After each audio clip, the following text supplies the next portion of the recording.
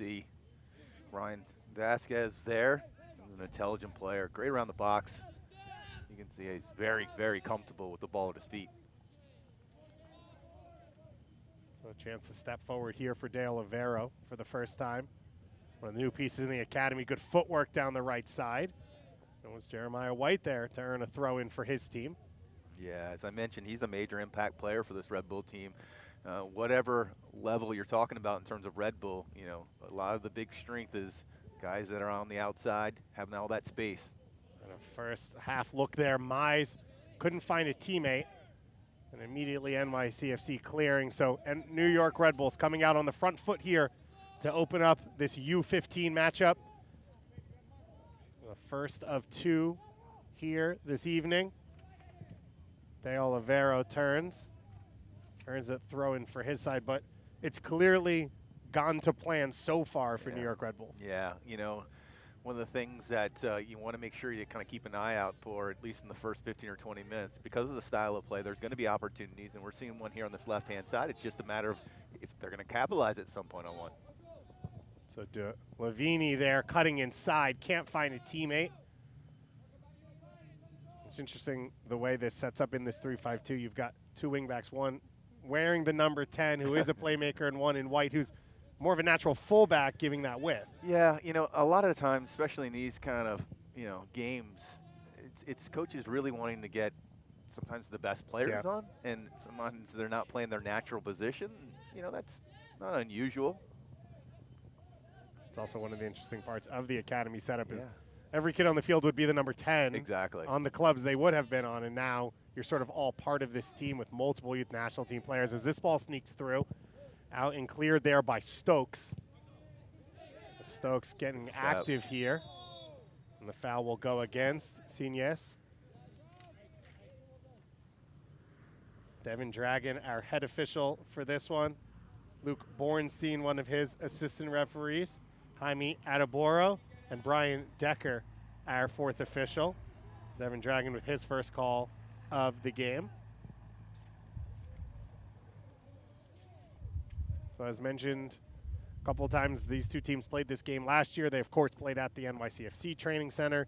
A few months later, for the Red Bull side, they've played a couple MLS teams so far this year. They've played against Montreal. They traveled to Nashville a few weeks ago for a big MLS matchup, but they have not seen NYCFC this season. So the excitement, as we talked about, these teams know each other, but there's still a little bit of a mystery in coming into this matchup. Ball played down the line. White trying to keep it in play. He does. And guided out fairly expertly and cleanly there by Rizzo. Well, nothing wrong for Red Bull or even NYCFC trying to get as many chances on goal right now. I mean, let's not underestimate what, you know, this wind kind of brings into, and the element of this wind. And pressure put on immediately by New York. NYCFC looking to play out, and they somehow are able to find an option down the left side into Foya. Lopez with a lot of confidence there coming out of the back. Hugo Guzman, the head coach for this U15 side. We saw him off the first play of the game now shift from the right side to the left side on that build out on the goal kick, but he's still looking to play. They have not gone long off that goal kick yet. I know. We'll see how long that lasts. As you see Jeffrey Lopez there, the big center back. A lot of responsibility out of the back, and that one too long for Tafoya. Tafoya played in this game last year at the U15 level, and part of one of the new programs in U.S. soccer.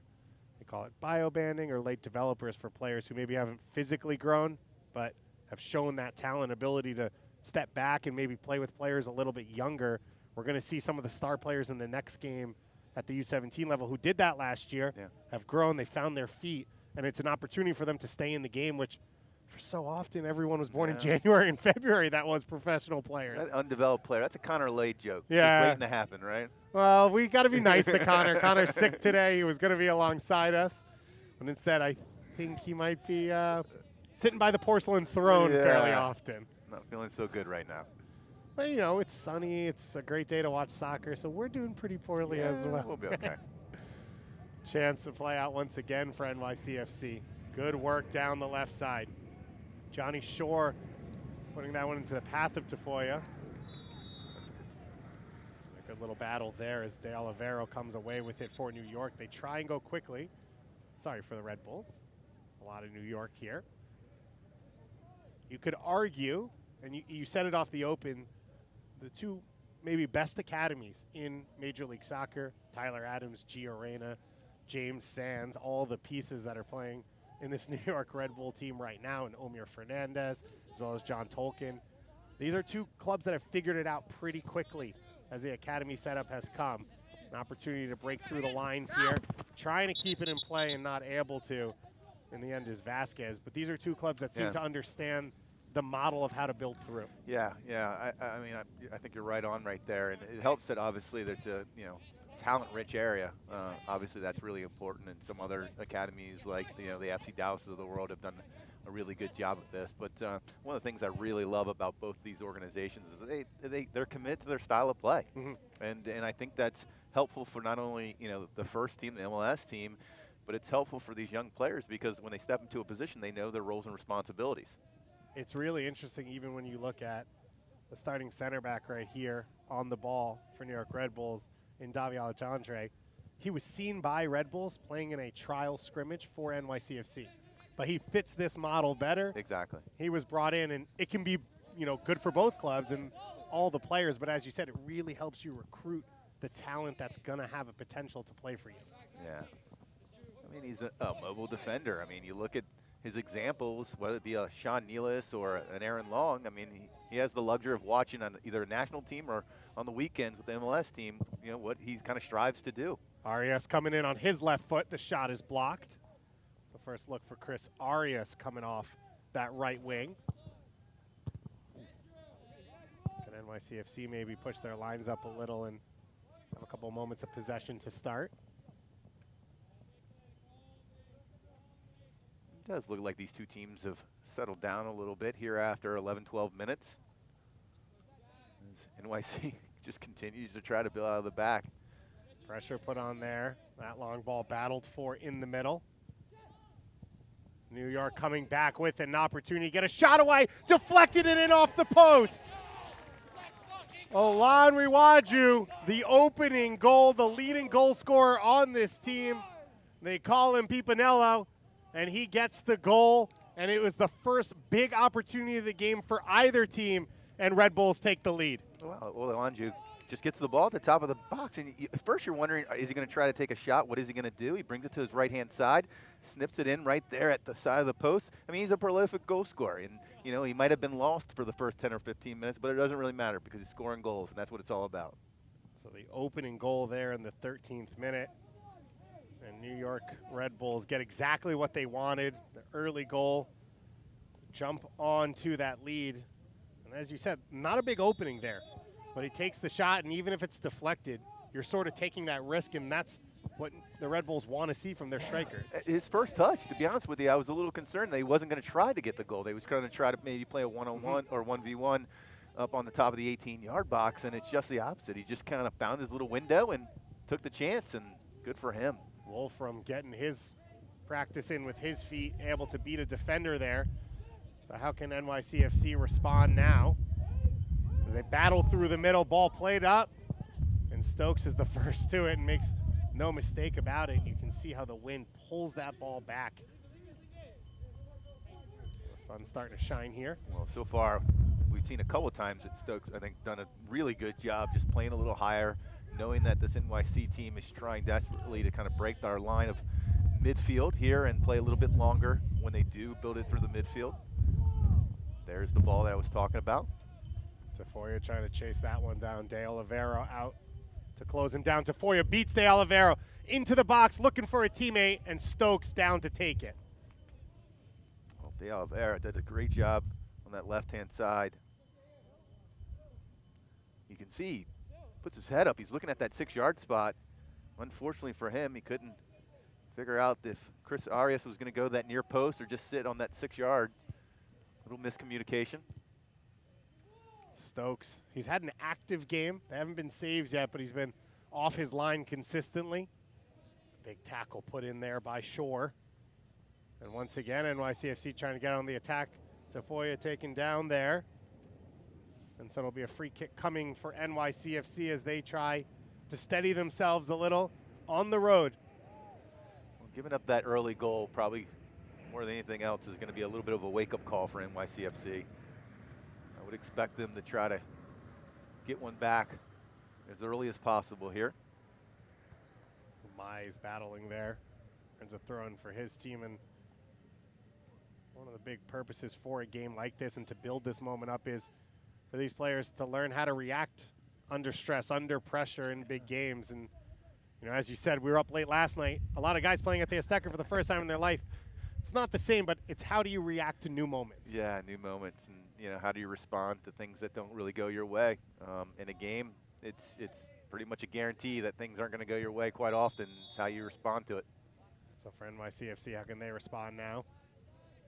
Game has started off in favor of the Red Bulls with that 1-0 lead and the pressure the home side has had. Quickly taken free kick from Compost. Turn back over Vasquez now. Puts it out wide for Mize, dropping deep. And Olan Riwaju trying to let that one run now in a battle. NYCFC able to come away with it. Lopez turns it over. Good touch there from Olan Riwaju. The goal helps a little bit, adds a little bit of confidence. Builder. NYCFC builds through the middle. Opportunity now down the right side. Baera coming inside. And he's not able to keep possession. But that's exactly what NYCFC wants. Yeah, that's exactly. I mean, it's all about creating spaces, and Chris, right there, Arias had a great job of putting in, and unfortunately for him, his first touch, misguided him a little bit there, but he was in. Space here. Vasquez tries to touch it by the first defender, then recovered there by Lopez. Yeah, because this Red Bull team, kind of gets at teams, even teams that want to create possession, unfortunately, just because it's kind of offsetting a little bit just how tenacious the defense can be relative to Red Bull. Sometimes NYCFC and other teams are just going to play long. Just kind of relieve the pressure a little bit. Big switch of the field out wide for Tafoya. Looks it all the way back for Becerra. NYCFC finding their feet a little bit more here over the last 5 minutes. As I say that, of course, a turnover. Stokes aggressive off his line. Yeah, I mean, it's definitely a theme that we've seen here with Stokes. Not afraid to get off his line a little bit and help support his center backs. We talked with the coaching staff before the game. A lot of excitement around Stokes in this club. One of the guys who's playing up an age group with this team has been playing up an age group for the last 2 years across the New York Red Bull Academy. And I think Simon Nee said the game-saving saves he makes is like goals for us, and it's really changed our record and what we've done so far this year. Yeah, he makes those kind of match-defining saves. You can equate to a forward scoring goals. Sometimes you need your goalie to keep your team in the play. We saw that, last season with Carlos Coronel in goal for Red Bull. Here's a player. There was probably 7 or 8 times in the last 10, 12 games where he came up with a big save in the first 15, 20 minutes and kept his team in the game. They're hoping that Stokes could be that next piece.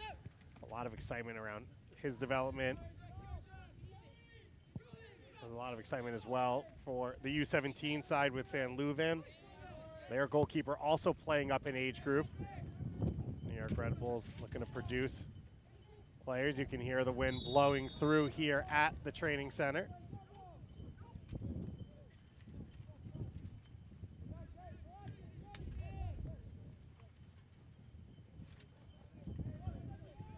And the wind sort of coming across the field now, so it shouldn't be as much in the face of one team, although it may be a bit more for NYCFC. Baera turns it over. Mize now looking to go upfield to the run of Vasquez. Immediately closed down by blue jerseys. Big switch to White. White now 1v1 outside. Jeremiah White can't get inside. And it's finally cleared away by NYCFC. Brian Vasquez continues to be a great link here for this Red Bull team. Gets the ball in the middle of the park and kind of opens the game up a little bit by being able to find Jeremiah White on that right-hand side. You just wish that Jeremiah did a little bit better job of maybe getting a shot off there. And really the first time we've seen White come in field. We've seen a little bit more on the other side from Luvini for New York. But that right side, the attacks come down the left side for the most part for the Red Bulls. Yeah, I mean, we've seen, probably 3 or 4 legitimate opportunities here in the last 5 minutes on this left-hand side. And it has a lot to do just to, Marco Lavigny is doing a really good job on this left-hand side. NYCFC playing it across the back line as the Red Bulls extend their pressure a little, and they do it well. Duque going to turn upfield now. Big switch from David Duque.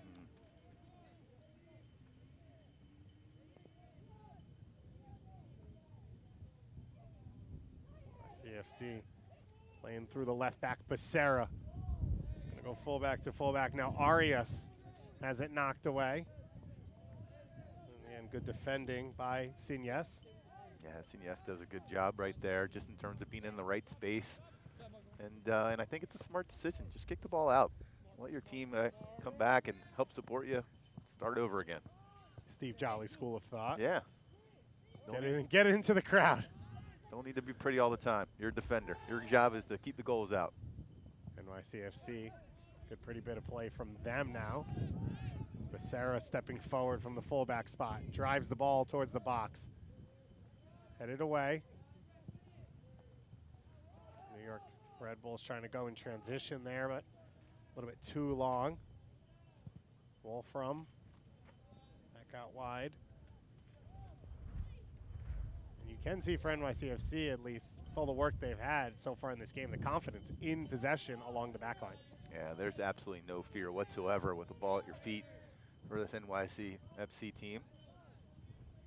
I think if they continue to find a Johnny Shore or a David Duque, I think that's where they're going to have some success in the middle of the park. First goal kick in a little while after a number in the first 5 minutes. So Lopez immediately going to switch the field long, headed back into a dangerous area. Lopez now recovering. Signes knocking it forward. Mize can't get it under control. Becerra out wide for Tafoya in isolation. Tafoya's been dangerous 1v1. Gets it going in the attack. Julian Latcher, the center forward here, dropping deep. He's gotten almost no touches so far to open this game. Space to attack now. Compost coming forward. Compost drives it to the far post, and he can't find a teammate. Adonis Compost getting into the attack. We talked to the coaching staff a bit. Steve, he's playing center mid, but he is more naturally a right back. It's more of like a new spot for him, but on that right-hand side right there, you saw him that he was comfortable kind of getting forward on that right-hand side, and I think more than anything else, the wind might have caught that a little bit because I think he was just trying to find that far post. Wind is kind of going in that direction right now, as you mentioned. I don't know what's going on with the weather. Yeah. We got sun, no sun, wind, no wind. But it is a perfect day for some soccer. And, of course, some of the best young players, not just in the region you can say anymore, but now you can start saying in the world, right? When you've got guys coming out of these academies that play in Champions League, play in World Cup qualifying, hopefully play in World Cups later this year. Knock on wood. Knock on Greg Burrell. Yeah. We got a big game on Sunday, I can tell you that. And it's got to be special for these academies. And we'll talk to the academy directors coming up in the second game. Just turn on the TV and watch a guy who came out of your system. Man, what a story. To carry the team. And Tyler Adams and Gio Reyna are the two examples. And, you know, for any kid in one of these two academies, you turn on the World Cup qualifying and that's your future you're hoping. Yeah, I mean, it's just, it's hard for somebody of my generation to even kind of put that in perspective, to be honest with you. It's just the idea that, you know, on a daily basis, you can kind of walk down the street or, you know, walk a field or two over and see, you know, MLS stars playing and, you know, future national team stars or, you know, current national team stars. I just think it's just an incredible experience that these young players are getting. And a number of the players on the field here have trained with the first team already, been to preseason. As a chance coming now for NYCFC. In the box, save made by Stokes. Follow-up opportunity, and the Red Bulls able to get away with it. Huge chance there, cut falling for Chris Arias for NYCFC. You can see the NYC. Tafoya again into the box. A chance once again and a block. NYCFC, their 2 best opportunities of the game as the foul's called, but they start to pour it on. So even a lot of the success coming down the left wing through Tafoya. Yeah, we've seen that a couple of times recently on this left-hand side where they're able to create a little bit of space. The ball gets behind. You see Stokes with a big save, but you think it's over, but the ball isn't initially cleared, and NYCFC gets another chance as well. Good save, though, by Stokes. Stokes has had a lot of work to do so far in this game. Has not put a foot wrong yet. And as we said, those are the big game-saving plays that he's made. It's really a perfect example of what we were talking about. And now you've got to look at a Red Bull team that, of course, you're excited and you're happy that you're 1 goal up, but you got to be a little bit smarter defensively, and you got to recognize that you got another 15 minutes left in this first half. And very much a Red Bull NYCFC game where when Red Bulls are pressing, creating chances, you think this is what it's going to look like for 90 minutes. Yeah. And then NYCFC has found their feet, and that's very much what we've seen at every level. Every time these 2 groups have matched up, big tackle there. Cross played in and taken off the awkward bounce there from Wolfram. Needs to do a little bit better job, as he did an incredible job defensively to win the ball. Had plenty of time. Would have liked to see him maybe play that ball a little bit lower, see if he can find one of his top runners. Long touch there from Compost. Pressured immediately by New York. Lopez trying to clean it away. They can't. The goal scorer with the opportunity. And the left-footed shot a little bit too far for Olan Riwaju. Olan Riwaju doing a good job in terms of what he knows his responsibility as a goal scorer and a forward. Want to try to make sure that you try to get to that back post. If it goes in, great. If you miss it, then hopefully somebody's on the back post to clean it up. Unfortunately, didn't have anybody on that back post, but a good opportunity there for Red Bull. Wolfram just gets it away. The feet there of Compost. NYCFC is able to get out of pressure, and the tackle made by Alexandre. Still alive for the blue side.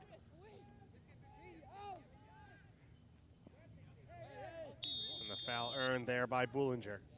Bullinger doing a great job, just kind of holding off the pressure. Got a big physical presence.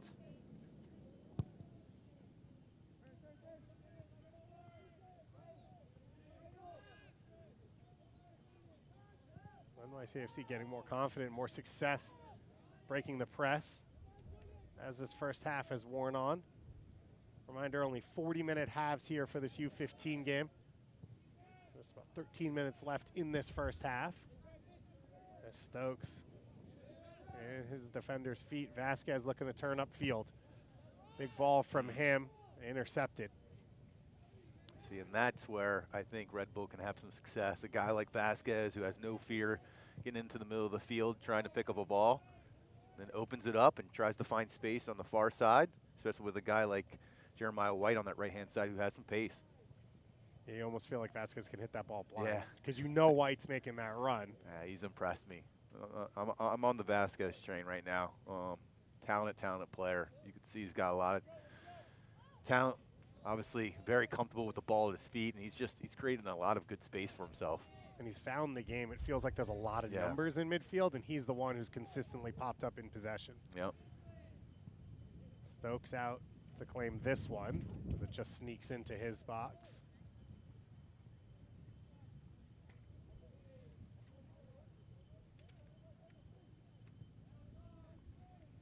As I mentioned, this is the second ever edition of the New York Academy Derby.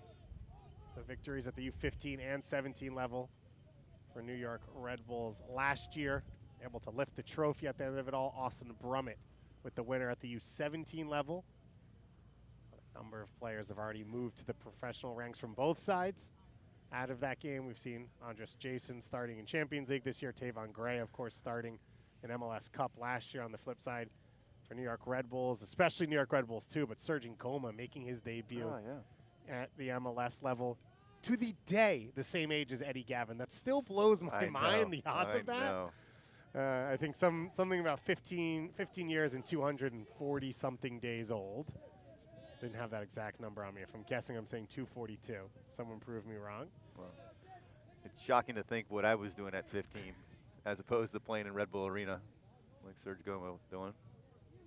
And it's wild to think that he's not even like the youngest prospect. I know. Bento Estrella already making a pro signing. He just over the age of 14. You see me get a touch Steve there? Jolly Still got a touch. I still got a touch there. It was nice. Felt good. I think I pulled something, though. Oh, I already can't sit because my back's frozen up, so you're better than I am. As Lopez takes a touch there. Oh, good first touch right there. That slide tackle from Boulanger. Battled around. Arias in possession now, coming inside. Immediately across the field to Defoya. Defoya's touch too long, and Alexandre with the clearance. We've seen quite a few examples here in the first 30 minutes on both sides. Love seeing these first touch by these players. Yeah. You know, it's just kind of not like getting the ball and then just deciding what they're doing. They already know. It's thinking, you know, beyond that first touch and knowing that what they want to do and know what's around them, and it's just really good to see. Boulanger battling there. Loses possession. Shore able to turn it upfield.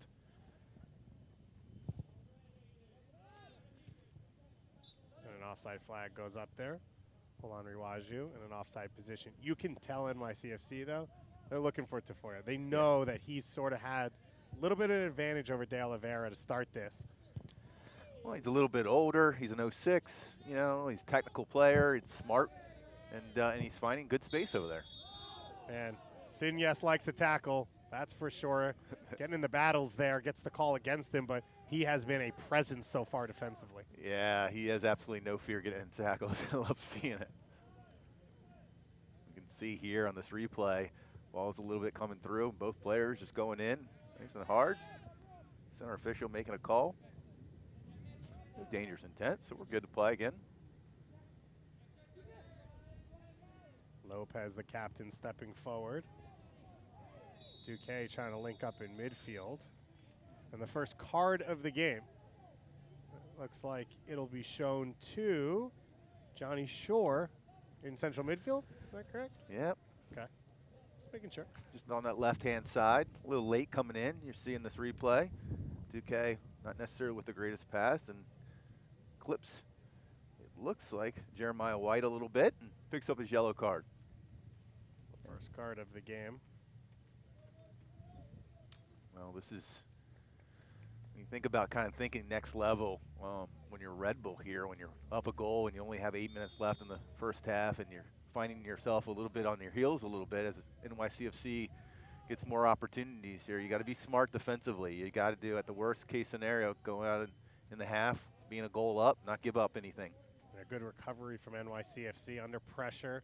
In the opening 10 minutes, the 13th minute goal for Olan Riwaju.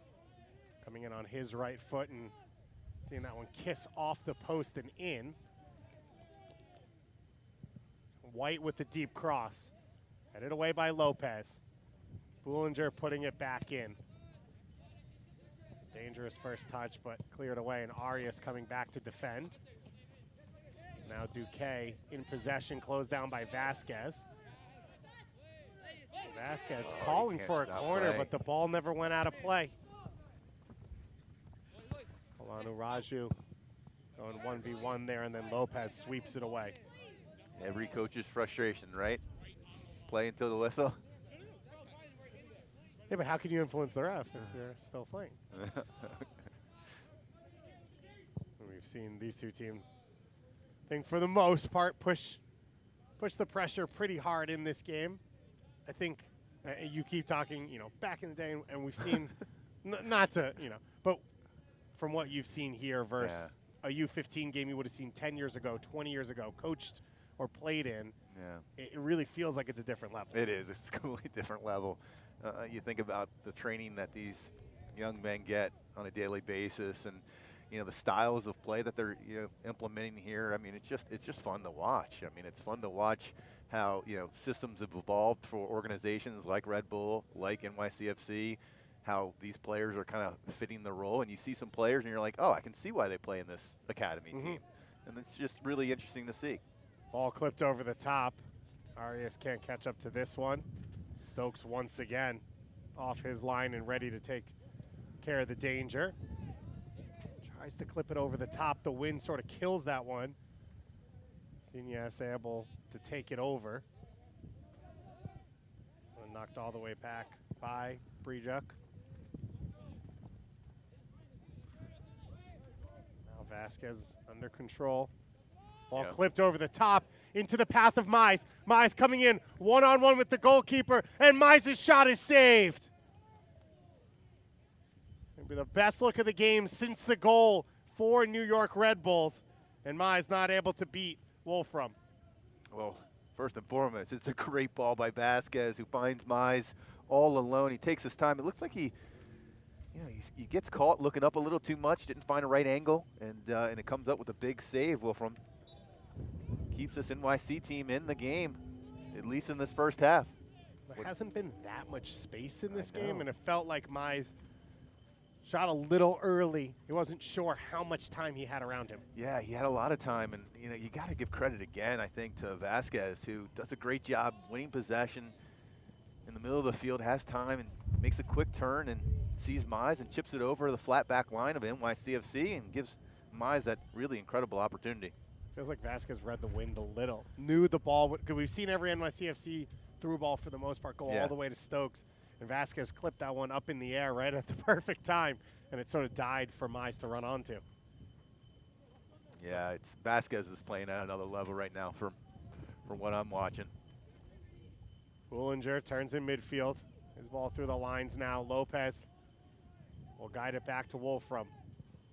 Wolfram under some pressure finds Compost's feet. Well done there from the NYCFC back five. Just how calm they are with the ball and feeling comfortable enough to build it out. And now they create an opportunity. And Tafoya into space now. Big switch of the field to Arias.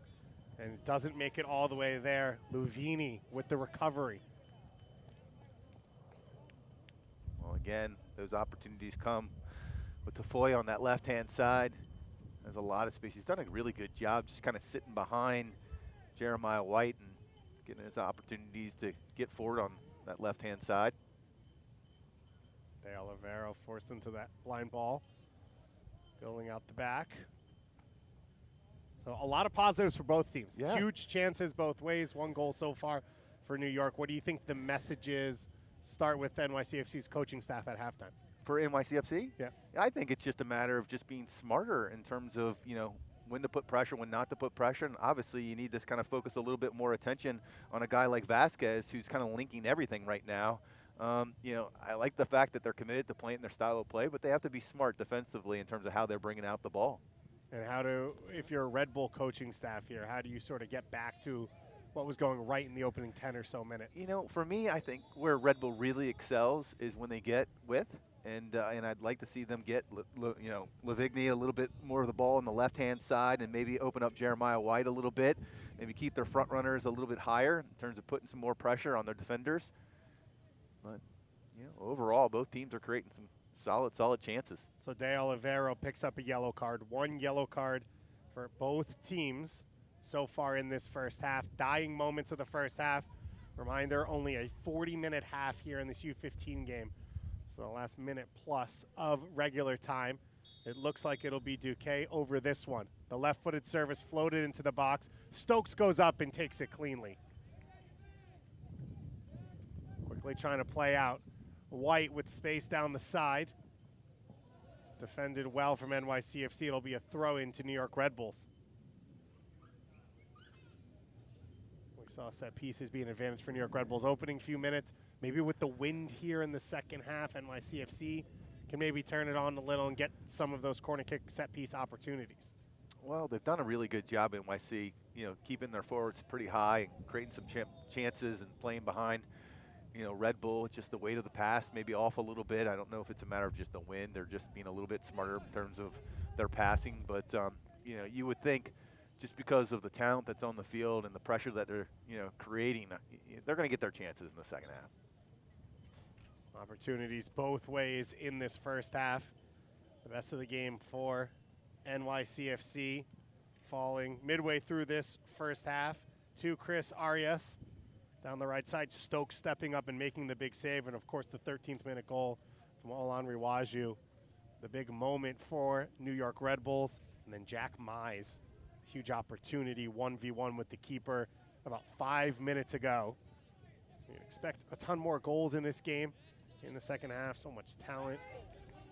National team players on both sides, players who have trained at an MLS level already at just 13, 14 years old. As we have mentioned, we've entered a new stratosphere at the youth levels. And it's incredible that the MLS coaches, you talk about Ronnie Tyler, Garrett Struber, they know exactly the players who are on the field and what they can bring. And they've seen some good stuff so far in this first half. It's been a fun one. The New York Academy Derby presented by Adidas, the 2022 edition. And that young man, the lone goal scorer so far, Olan Riwaju, gets the opening goal for New York Red Bulls to put his team ahead. The big chances both ways. We'll be back in a couple of minutes with all your second half action coming up in just a moment.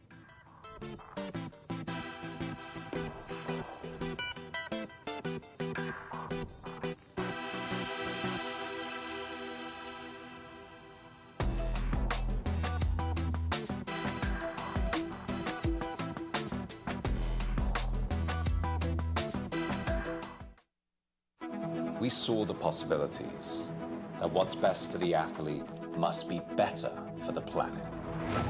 So we're making products with recycled materials, products made to be remade, and products made with nature, so all people can see the possibilities to take action and help end plastic waste, so we still have places to play.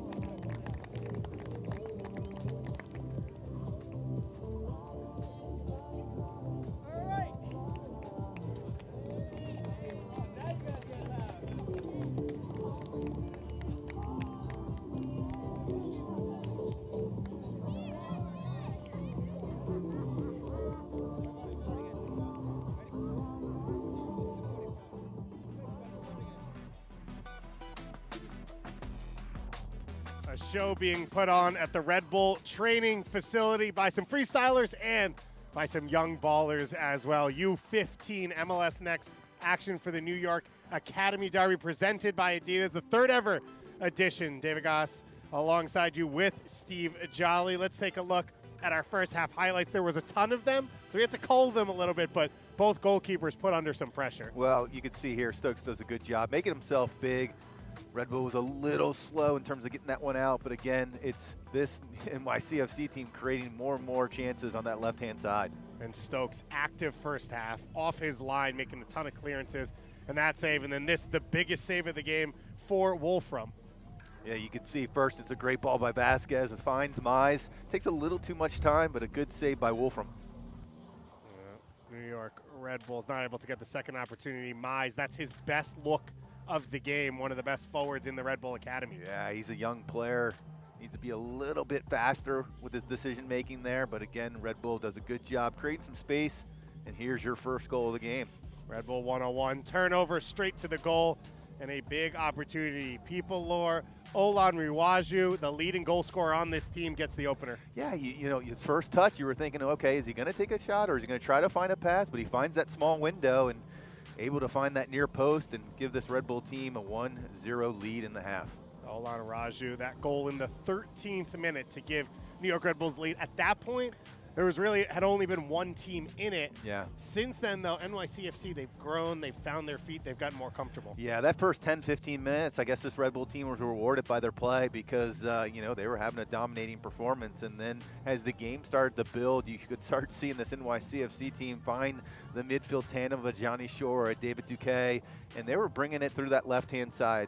Tafoya, well, obviously one of the, I guess, older players here today, and because of his experience and his talent on that left-hand side, he was creating quite a few chances. So New York Red Bulls U15s coming with the same lineup for the second half. Aiden Stokes in goal, Daniel de Oliveira, Davi Alessandre, as well as Victor Signes along the back three. They've had some troubled moments where they've been under pressure, but I think outstanding moments for all three of them so far.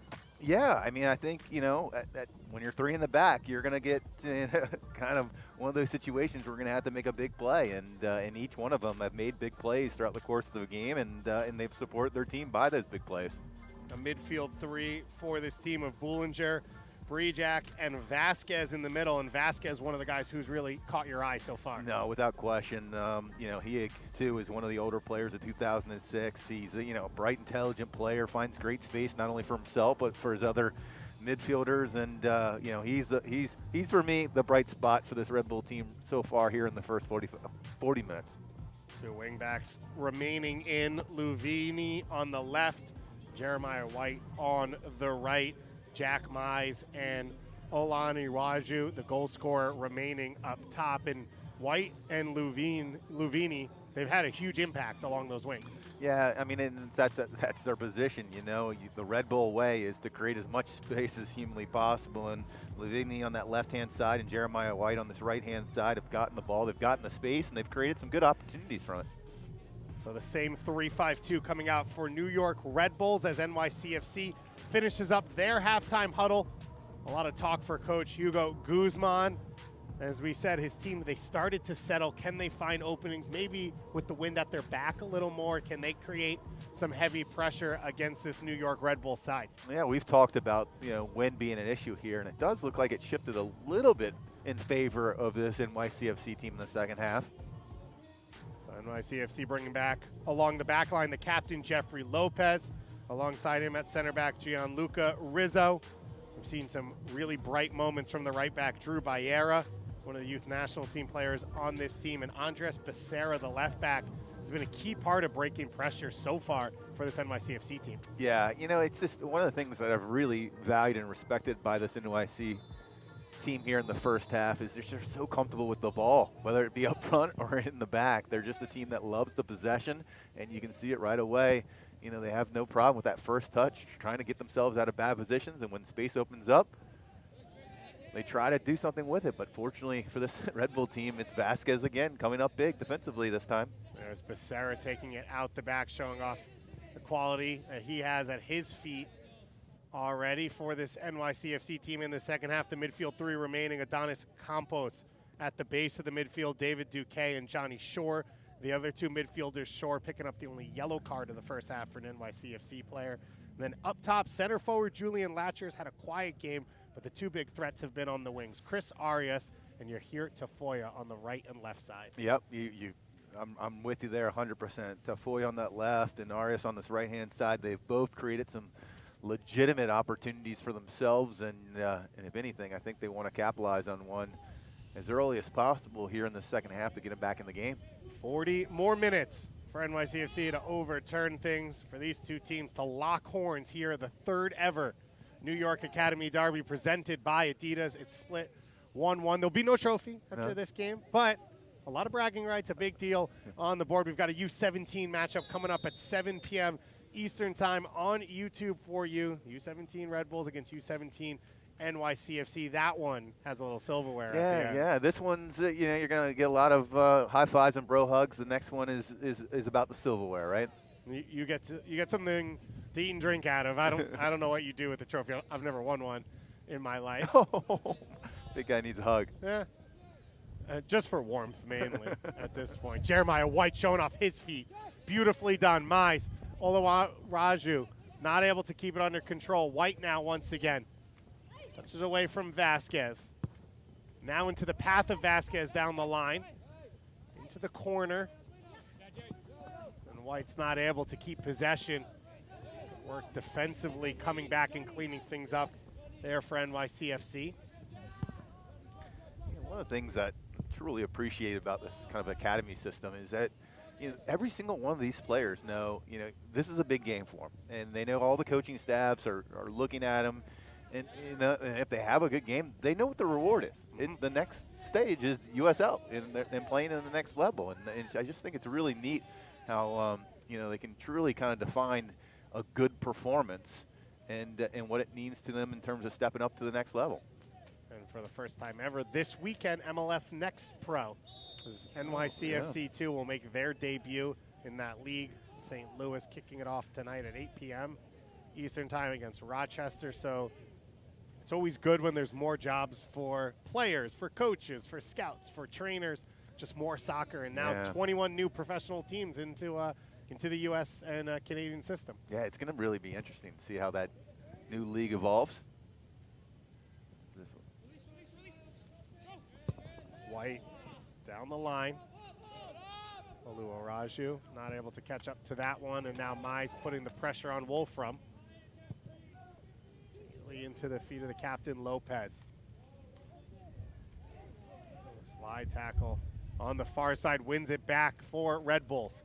Space in the box, Vasquez laying it off, and he was in an offside position. You can see his frustration with himself. He knows right away that he was a stepper too far. Right away, this NYC team comes up top. Shore with the shot through the hands of Stokes and out for a corner.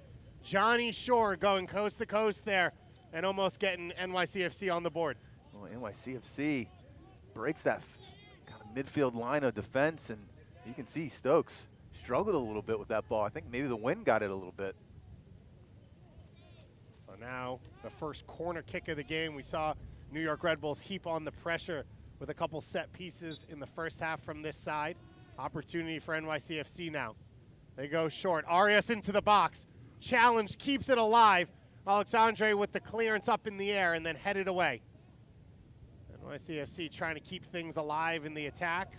And it'll go out for a goal kick, but dangerous moments there. Yeah, you've seen there's definitely some extra spirit here by NYCFC here in the second half. Created just a really good opportunity just a second ago there by Johnny Shore. And we talked closing out the first half. What's going to be the message from the two coaching staffs? I guess when your identity is so clear, it's just more of the same. Yeah. And for NYCFC, they've tried to keep the ball, but now starting to get a little bit more action in the final third. Yeah, I mean, for NYC, it's just about being a sharper in that final third. They've created some good, legitimate opportunities. They just need to be a little bit sharper. White closed down there by Compost. And eventually it'll go out in favor of NYCFC. We mentioned it in the first half, but Adrian Compost, normally a right back, playing up in age at defensive midfield. I think he's been very impressive so far. Yeah, I mean, sometimes we forget when we're talking about, you know, younger players, that idea of stepping up a year or two for some of these players is absolutely incredible in terms of the difference in terms of maturation of your body, you know, your skill set. You know, there's just so many things going on here, so it's so impressive when a player can play up, and when he can play up 2 years, that's something really special. And we're going to see some special young players on the field in the next game. One of the big names, Nate Worth, an 07 playing with the U17s, had a goal in this matchup at the U15 level last year in the opening New York Academy Derby. So a lot of big eyes watching him for that one. There's a lot of talent on the field right now, but there's also tons and tons of talent for the game coming up and in the next hour or so. Active opening to the half for Johnny Shore as he draws the foul. First yellow card of the second half will come to Bollinger. Well, Johnny Shore had a solid first half. The second half, he's come out blazing in terms of just creating some chances, getting forward with the ball, and making that kind of center midfield of Red Bull really kind of get on their heels a little bit. And now they've got a really good opportunity. This has to be a shot on goal. Try to take on, make sure Stokes makes a big save here. So it looks like Duquesne's standing over this one with his left foot. Arias as well, a left-footed player. So you assume they're trying to pull the reverse Tati Castellanos and curve that one around the left side of the wall, sneak it into the near post. You see the outside run option here from Becerra. So it'll be Arias to take, and his strike over the crossbar. Yeah, you knew it was going to be a shot. It's a little much there. I think the wind caught it a little bit too, but fortunately for Red Bull, they come out of that specific situation, not giving up a goal. But you mentioned it with Shore. We haven't seen anyone dribble through the lines like we've seen him do these opening minutes, changing really the game in this second half. Well, it just kind of shows you that there's two ways of doing things. You know, you can have Vasquez, who's a little bit more creative and technical with the ball, and a guy like Shore who has no problems just running at players. Vasquez now trying to show his quality, puts it out in front of White in a foot race. White's able to get to it off the deflection, puts in the early cross, and Wolfrun comes out to take it. You know, you got to really commend a guy like White. Does a great job just putting it inside the box, and that's kind of where you have to be a little bit smarter if you're, you know, Jack Mize as a young player. His responsibility is to make sure he gets to that near post, and he was a little late in that specific situation. So first substitution of the game being made. It'll be Breerjack coming off. Coming on in his place. Looks like it'll be Wei Liang coming on. We're told by Coach Nee would probably be that first substitution. So Liang comes on.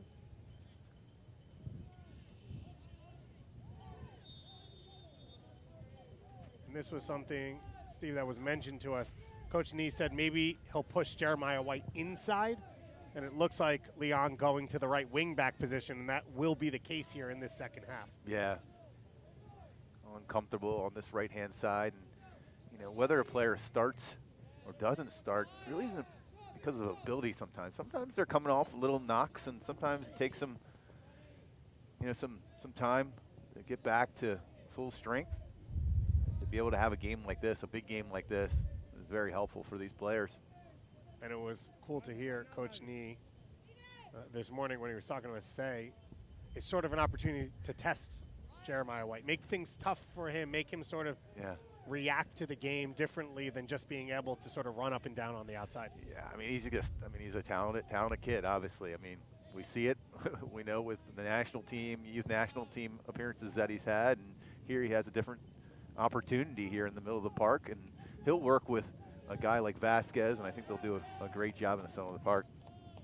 So Rizzo able to sweep that one away from the feet of Mize before Mize could get in on goal. As the wind blows through once again.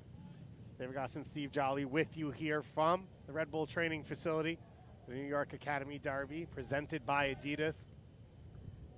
Coming to you live here for this second half, 40-minute half, so an 80-minute total game. If this is a tie, it'll end in a tie. This does count as an MLS Next League game. In our next game, it'll be 90 minutes and a guaranteed winner somehow. As Compost as well to get it up to the feet of Shore, and now NYCFC are on the break. Space to run into. Out wide for Tafoya, and immediately De Oliveira reads its steps and clears it away. Felt like it just took Latcher a moment too long to get that one out wide for Tafoya. Our head referee will hand something off to our assistant ref, Devin Dragon, our head official. And there'll be a throw in after all that for NYCFC.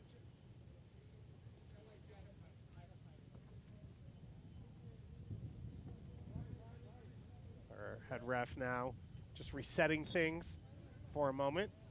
Now we restart, and the battle between De Oliveira and Tafoya continues. Switch of the field there from Lochner.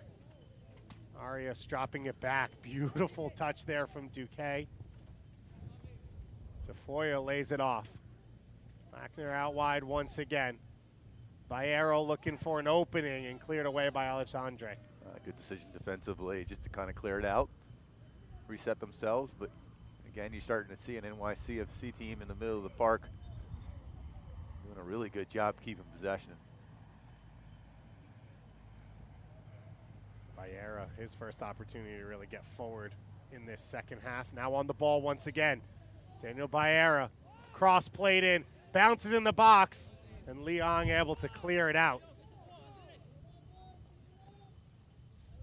NYCFC starting to turn the screws here in the second half, Steve. Looks a lot like how the Red Bulls did in the opening of the first half. I guess what's interesting, right, is this NYCFC team is having a lot of success on the right-hand side for the second half, as opposed to having so much success in the first half on the left-hand side. Yeah, it feels like with all the focus maybe to Tafoya, and on his side now Baera's gotten forward and found some openings. Well, one of the things I really enjoyed so far in the first 53 minutes or so is the idea that these are two teams that are very competitive with each other. Obviously they know each other, but there's a lot of respect for each other. There's nothing nasty going on. They're getting into hard tackles, they're being safe, they're being smart about it. Leong now into the path of Vasquez, the run out of midfield. Vasquez able to recover it off of Lopez. Lopez looking to close him down. Vasquez trying to clip it up to Mize. Immediately White counter pressing in the attacking third. Leong comes away with it. As you said, good, strong, physical 1v1 play so far in this game. As you can see the crowd back behind the ball there. Just that added little bit of pressure, excitement, energy. That's sort of the purpose of what this whole day is about for these young players. Yeah, I mean, it's all about, literally and figuratively playing under the lights, whether it be the camera, whether it be literally the lights being Steve on. Jolly's here. More importantly, guys like Manny Shellshay is here. Yeah. Guys have seen some things. Bollinger there with a half clearance, half strike. Takes a deflection, and will go out for a corner kick. I mean, even those people in the red shirts, we call them refs, have been doing a pretty good job. Hate to give him so much credit, though. Dragon doing good work so far, and corner kick opportunity coming. We saw in the first half, the Red Bulls drive a few to the far post. They look for it again. Wolfram knocks it down. That one went over the end line, so it'll be a goal kick coming.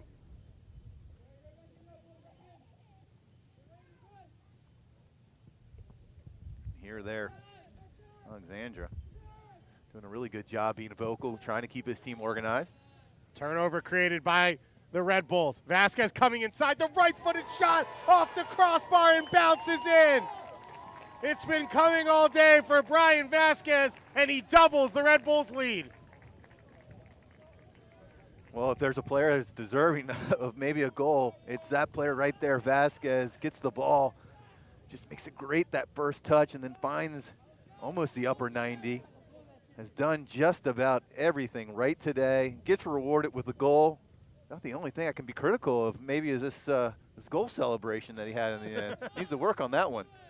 That'll come with time. That's the development that still needs to be worked on. But for the Red Bulls, the press works. They create the turnover. Yeah. And as you said, Vasquez, he's been the first to everything. So good. So good in so many ways. I mean, I just love his first touch. He's just, so comfortable and confident on the ball with his feet. And, man, he's a special talent. The coaches were really excited talking to us about him this morning. Steve, they said, as you mentioned, he's a late developer, been playing with the 15s, but slowly it feels like he's edging his way up to the 17s. And I think today's one of those days that pushes you over the top. Yeah, we talked about the natural evolution of the under 15s to the under 17s to Red Bull 2, and I had in my notes when we were originally talking to the coach, and it was just him being an attacking midfielder, bright, intelligent player, great around the box, an older guy, one of the true standouts of the team. Mm-hmm. Well, we got good cheat sheets right there. We got to tell coach thanks. The notes worked for sure on that one. Second sub of the game coming now for New York Red Bulls. So another change across the back line. Maxwell Mowbray coming on, and he comes on in place of Victor Signes, who had a strong performance along the back line. Yeah. I felt like, if anything, he was just a huge physical presence on that left-hand side for this Red Bull team. This is a matter of getting Mowbray some minutes. Signes was doing a good job. Alessandre heads that one down. Mowbray immediately gets involved, gets his first touch. Using that energy he has off the bench, puts the cross in, still alive for the Red Bulls, battling right around the edge of the 6, and NYCFC finally clears it.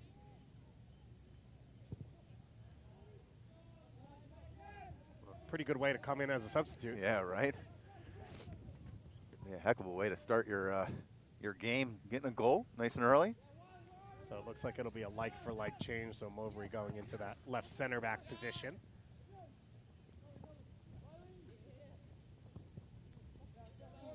Clipped up the line. De Oliveira, the first to it. Tafoya picks it up. The collision and the foul will go against White.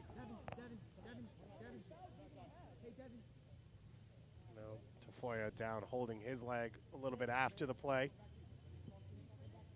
Been a bright spot all game. Mean technical player, as the trainer now will be allowed on.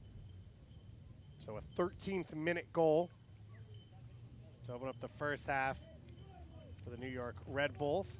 That one to Olan Riwaju. And then in the second half, 16 minutes into the second half, so almost a mirror image. Yeah. Vasquez gets the goal. They were opposite played halves, though. In the first half, it was New York Red Bulls pressing, creating chances, dominating. Then they get the breakthrough. This half, it was NYCFC who created the chances, had the ball, but the Red Bull press is able to come up big. Yeah, they were able to take advantage of it. And, you felt like at the beginning of that second half that NYCFC team was going to get something, especially how much success they were having out of the right-hand side. But the game's complexity has completely changed now that Red Bull was able to pick up that second goal. So Tafoya looks like he'll be okay to continue. Although, no, excuse me, he will be the one that is substituted off. So coming on for NYCFC is Langston Weinerland. And it looks like he'll push to the center forward position. So number 39, Langston Weinerland coming on in place of Tafoya. That's all we'll see for Yahir Tafoya. Steve, and I think he will be in the running for one of the man of the match performances. Yeah, he had a great first half there, created a lot of great opportunities, and he was unfortunate not to kind of capitalize on at least one of them. So Weinerland checking in, it looks like at center forward, pushing Latcher out to the left-hand side, and Latcher picks up the ball here with a little bit of space. Immediately for the run of Compost. Drops it back now. Back to Latcher. Li Yang able to put pressure on there. Mize coming back to help. A good battle. And NYCFC coming away with it. Shore steps in field. Sneaky ball into the feet of Duque. Duque's shot, and Stokes makes the save. Another huge save for Aiden Stokes to keep the clean sheet. Yeah, really, really big save at an important time for this Red Bull team. You can see right here, NYCFC team, Duque does a good job trying to find that far post. But again, we said it time and time again today, Stokes with a big save. So Stokes makes the save to keep it level. And it looks like Brian Vasquez, the goal scorer, will pick up a yellow card here. So the third yellow card of the game to a Red Bull player. De Oliveira and Bullinger each carrying one as well.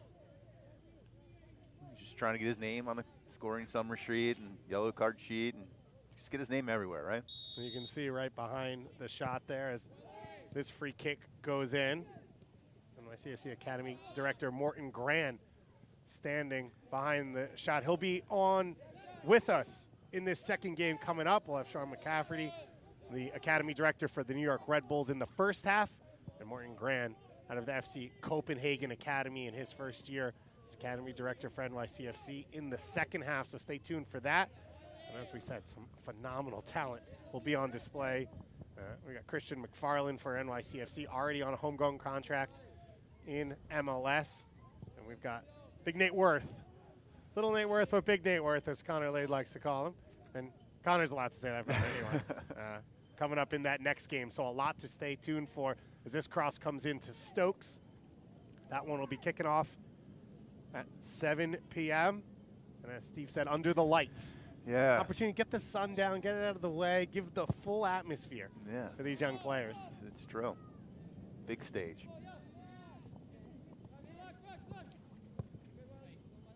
NYCFC continuing to poke and prod as Becerra's on the ball. What's the first big atmosphere game you remember of your life, youth, high school, college? Oh, man. What was your, like, wow, this was the Super Bowl game the first time? Well, we had a couple good ones in high school. We Okay. won a couple state championships, things like that. Virginia? Virginia State Championships was actually ranked #1 in the country one year. Ooh. Yeah, we had a pretty good team, to say the least. Space to dribble into as Latcher has it knocked away, so it'll be a corner kick, but a lot more success right now for Julian Latcher as he comes out to this left-hand side. But I assure you, those teams were nothing like these teams. We might have had maybe one or two guys that could have played somewhat at this level.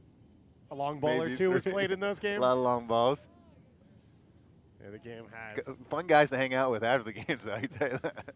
Well, the game has changed a whole lot as this one's looped to the far post. This has always struck me, and it was in an article when Weston McKennie got transferred to Juventus, which that statement alone is wild, where the Schalke Academy director or technical director said, well, you always know American players are high technically.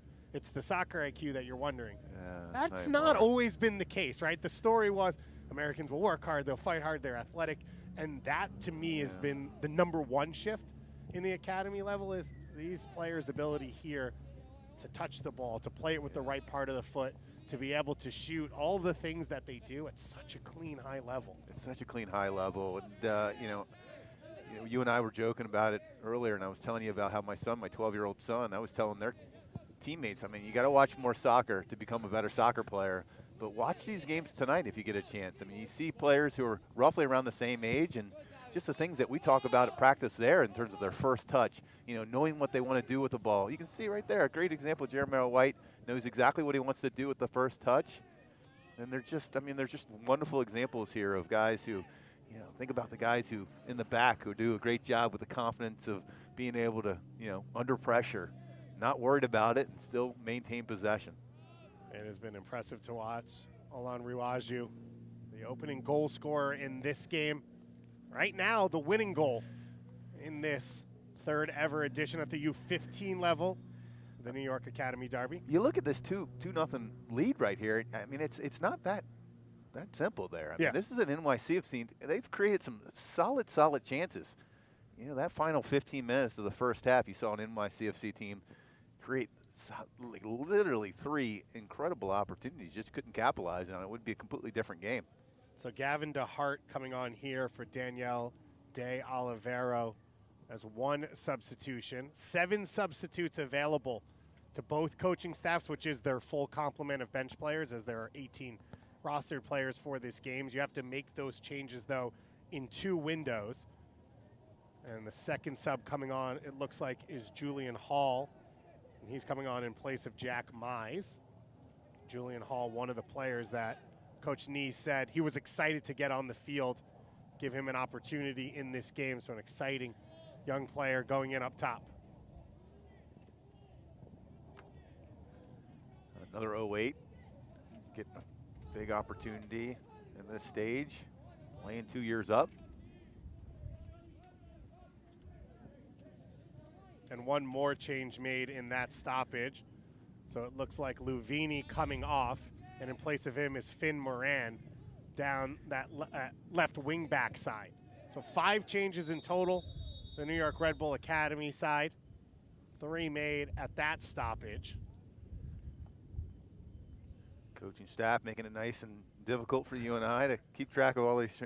I got to tell you, this is the one player when we were talking to the coach earlier today and said that, you know, might get some time. He defined him as, what was this? He said a nasty little edge to him. I love him. I was like, I want to see this guy play. I think he said he breaks rules in a Red Bull way. Yeah, yeah. I don't know what that means. I don't know either, but I was like, let's go. Let's watch this. You are, you're in the Ring of Honor, so it's in your DNA. Well, I don't know where to go with that one. Did have a little bit of a nasty streak every once in a while. Well, you got to pick up a card or two, you know? Never with the red route, just so you know. And the excitement around both these players, Moran, I mentioned Hall as well, coming in to play a little bit more up top as Moran here starts to press. There's a lot of excitement around some of the pieces in this next game. We've heard a lot about Kyle Evans, who will be in midfield too. They said understands the press so well, he can't stop picking up yellow cards because he's jumping players and jumping tackles. So there'll be some more intensity in that second game. We saw some great stuff so far in this game as NYCFC flies forward now, looking to cut the lead in half. Opportunity in the box here. Baera's shot is blocked. Duque trying to get to the second chance, scooped away by the Red Bulls. Alexandra there doing a good job as a center back to step in the way, make a big stop. NYC knows they need to get goals, and they're coming out. Arias now up top to Baera, who stayed up top. You can see why he's been in that youth national team camps. Then NYCFC right back. He is a high-quality player. It'll be a tough one in the end. If it stays this way for Harrison Wolfram. You have to think a ton of pressure on him in goal. He's played out of a ton of opportunities, made some big saves as well. But stuck in some tough situations. A strong performance from him. Ooh, man. Big tackle there. That's a yellow card. I believe it's to Finn Moran. So well, there's a nasty edge and there's a foolish edge. I think we saw the foolish edge. So Moran picks up the yellow card, the 4th of the game for a Red Bull player. Coach Simon Nee, the head coach for this U15 side. A few players moving around, or excuse me, a few coaches moving around the New York Red Bull setup as we start to settle things in under Sean McCafferty, coming over from the Barcelona, Arizona Academy as the Academy director. As the offside flag goes up. So it'll be a free kick now. Remember, 40-minute halves, so an 80-minute game here at the U15 level. 10 minutes for NYCFC. They've been knocking on the door. Can they break through here and put the pressure under Red Bulls? Baera down the right side. Gonna slip it inside. The big tackle made by Mowbray.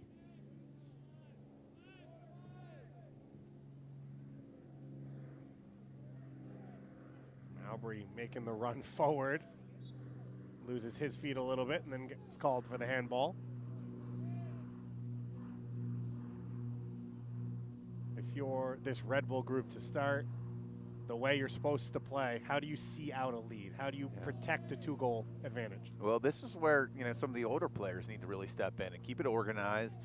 Recognize that you're in a really comfortable spot here, being 2 goals up, just 10 minutes remaining, and your end goal is just keeping it organized, making sure everybody understands where they need to be on the field, and being smart about, you know, your positions, and not giving this NYCF team any opportunities, because they're so dangerous. We're seeing one right now. Shore with the ball over the top. The flag goes up, though, on Arias. That's a good job of what I was trying to say relative to a Red Bull team that needs to stay organized, keep your lines together. No mental mistakes. Davi Alessandre, the center back, in the middle of the back three, or communicating, holding that line for his team. As we mentioned, Red Bulls actually found him playing against him in a scrimmage in which he was playing for NYCFC. So it's come full circle for him. He's trying to hang on to the clean sheet here. But a chance to push forward now again for NYCFC. Wennerland out wide for Lacker. Lacker is able to beat the first man, getting into the box. Opportunity here for NYCFC, cleared away. Second bite at it as Becerra picks it up. Campos trying to hold off some defenders, and he brings it across the field. And now Arias on the ball once again, coming in on his left foot, long shot, and Stokes takes it cleanly. Well, it's important that at some point this NYCFC team takes shots like this, outside, left side, left foot, excuse me. Didn't have any problems with it, Stokes, but you start taking those shots, it opens up the defense a little bit, as Red Bull is now sitting behind the ball, trying to get numbers behind the ball. NYCFC, they know the task ahead, and they're starting to throw all their pieces forward to try and open things up. Stokes now 3 or 4 big saves in this game. A huge one in the first half to keep it at 1-0. And a big one early in this second half, which sort of kept New York Red Bulls ahead until the Vasquez goal. Well, yeah, I mean, the first half, maybe his game was defined by him coming off the line, doing a good job with his feet. Becerra with the cross all the way through the box. Arias can't get his feet right, and it comes through to Moran. Turned over. Moran still battling and links up with White. Sneaks by, and now it's going to be a card to the captain, Gianluca Rizzo. So Rizzo picks up the yellow card. Just mange. And then the Stokes in the first half to find more of, you know, his play, getting off the line and using his feet. Second half, some big saves, and we're able to see why the captain was picking up a yellow card there. So an active appearance off the bench for Moran. Picked up a yellow card, earned a yellow card. Sure to get involved here. In a few minutes, he's got the opportunity. What have you made of White shifting from that wing back to that central spot as he comes back and wins that tackle? Yeah, you can see that, you know, not only is good with the ball at his feet, he's also not afraid some tackles. I think that tandem of him and Vasquez are a pretty talented tandem, to say the least, in the center of the park. White has had an opportunity to play up with the U17s throughout this season, as that one does stay in bounds. Duque picks it up all the way to the top of the box, recovered and then cleared away by White. Boolinger, the first one there defensively. Now Rizzo stepping into the attack and cleared away. And a chance for Hall to pick up a little bit of ground.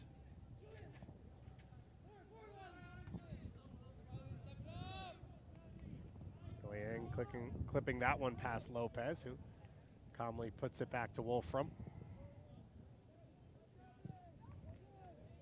Good step down the left wing from the New York Red Bulls side.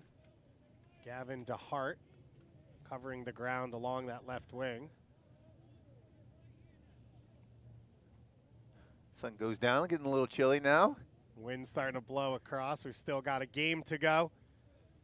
A true northeast matchup here in New Jersey. These players will be very familiar with this weather. don't put them in Florida in the winter. Everyone wants to play in New York, in New Jersey. Sure. In the cold. Sure. That's the dream. That's what we all dream about. A little rain would be perfect. Not a lot. Just slick the field up. Make it quick. As a foul will go against New York Red Bulls here. Good to see some of the other academy teams, younger teams of Red Bull here supporting their friends. And one of the unique parts about especially this Red Bull setup is there aren't really a full complement of 20 players for each team. The players move up and down. They train together. And so there's a real connectivity across the academy and into the USL and MLS teams. Yeah, it's a great culture. I mean, it goes, you know, straight up the pyramid per se, all the way to Coach Struber. Just solid organization. And you get an opportunity to watch. We've said it. We talked about Tyler Adams yesterday, but you know, an Omir Fernandez, a John Tolkien, who you were training with years ago, months ago maybe, in some scenarios, watching them sort of play at that top level. Serge Goma, we mentioned, making his debut as well. Daniel Edelman on a homegrown contract as the slide tackle from behind. And the foul will finally be called. And that one against DeHart. A really clear image of what you're fighting for, what you're looking for, and how you can get there. An opportunity quickly here. Shore back to Arias. Arias cuts inside on his left foot. Tackle made, still alive for NYCFC. Boulanger trying to get it out and is able to push it wide for DeHart. Boulanger, such a big presence there in the center of the park. You know, he's obviously kind of a developed kid, taller, stronger than most, and it does a really good compliment in the center of the park. Liang off and running here. One-on-one, he plays it across the box, across the field. Olan Riwaju sitting on a goal right now, closed down by Lopez. Lopez trying to keep him outside. Olan Riwaju into the box. The tackle made cleanly. Our referee right on top of that one, and it'll roll out for a throw-in. Lopez with a big defensive play there, right here near the end of this game. I love that pass from Liang, though. Across the field, rather than take it yourself into space, just not able to link up perfectly with Olan Riwaju. Well, he's yet another 08 that this academy program really thinks highly of, and getting an opportunity here today.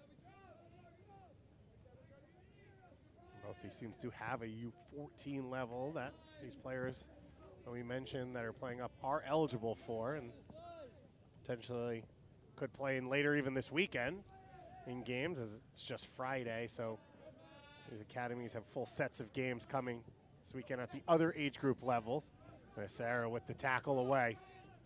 Gonna attack into some space now as NYCFC. Rizzo coming forward from his center back spot. Olan Riwaju doing the work defensively. Ball slipped in for Baera, challenging Moran, and Baera not able to keep it alive. Moran doing a good job defensively, getting himself in between the ball and the man. Kind of seeing that one through the end line. And you would assume Stokes is going to take a little bit of time here, knowing that we're just now a minute or so away from the final whistle. So a 13th minute goal from Ola Riwaju, as we said, to open up the scoring. As the Red Bulls came out on the front foot, dominant in both these teams. They stuck to their philosophies. They stuck to their principles.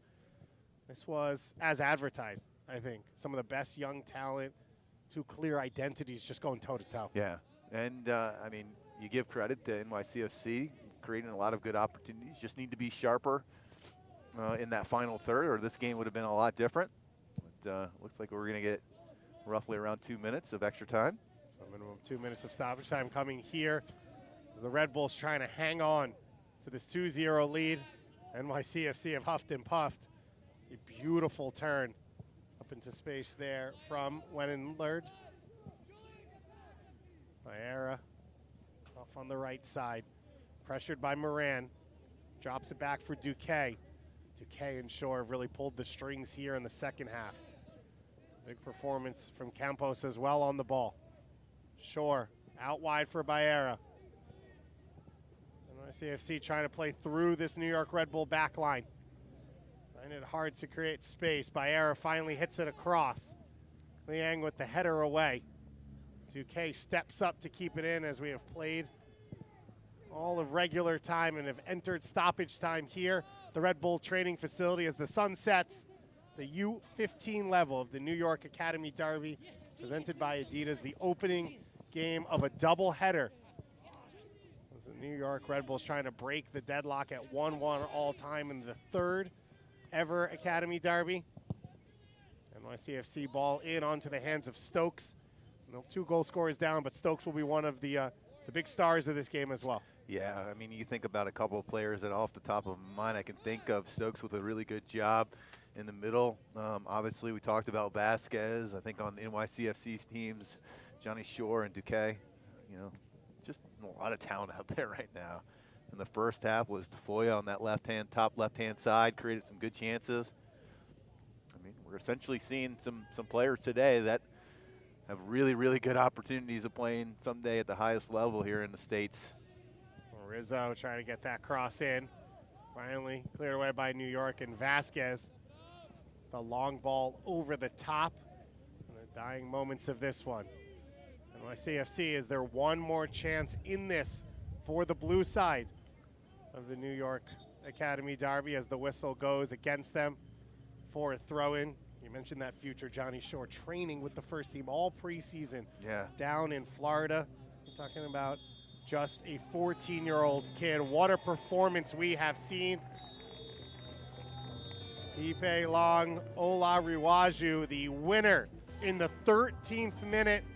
And Brian Vasquez doubling the lead at 2-0 in the opening minutes of the second half to get a victory for the New York Red Bull U15 side to open up a night of New York Academy Derby double headers.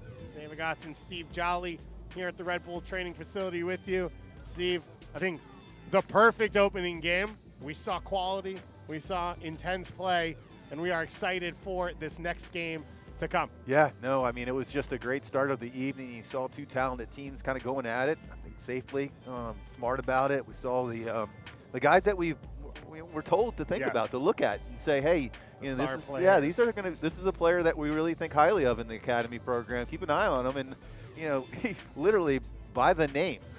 These were the players that were, you know, the standouts today. And you've got 2 talented teams, and you've got, you know, at the end of the day, I mean, these are just 2 organizations and 2 academies that have quite a few superstars that they're producing. Iron sharpens iron, and the best young players and young coaches going head-to-head there in that first game. A 2-0 victory for New York Red Bulls U15s. We've got more action coming up for you. A 7 o'clock tip-off, 6:55 pregame for the U17 level match as the New York Red Bulls and NYCFC face off in the 3rd ever New York Academy Derby presented by Adidas. We'll be back with all that action coming up here on YouTube.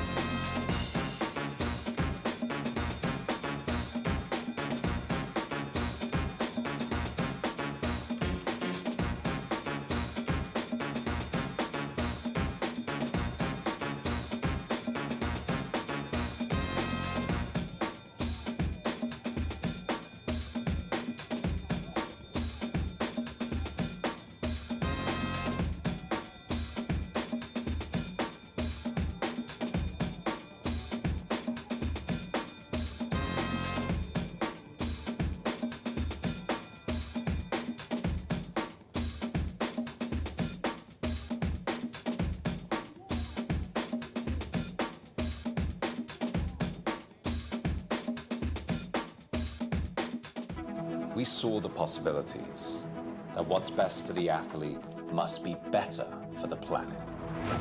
So we're making products with recycled materials, products made to be remade, and products made with nature, so all people can see the possibilities to take action and help end plastic waste, so we still have places to play.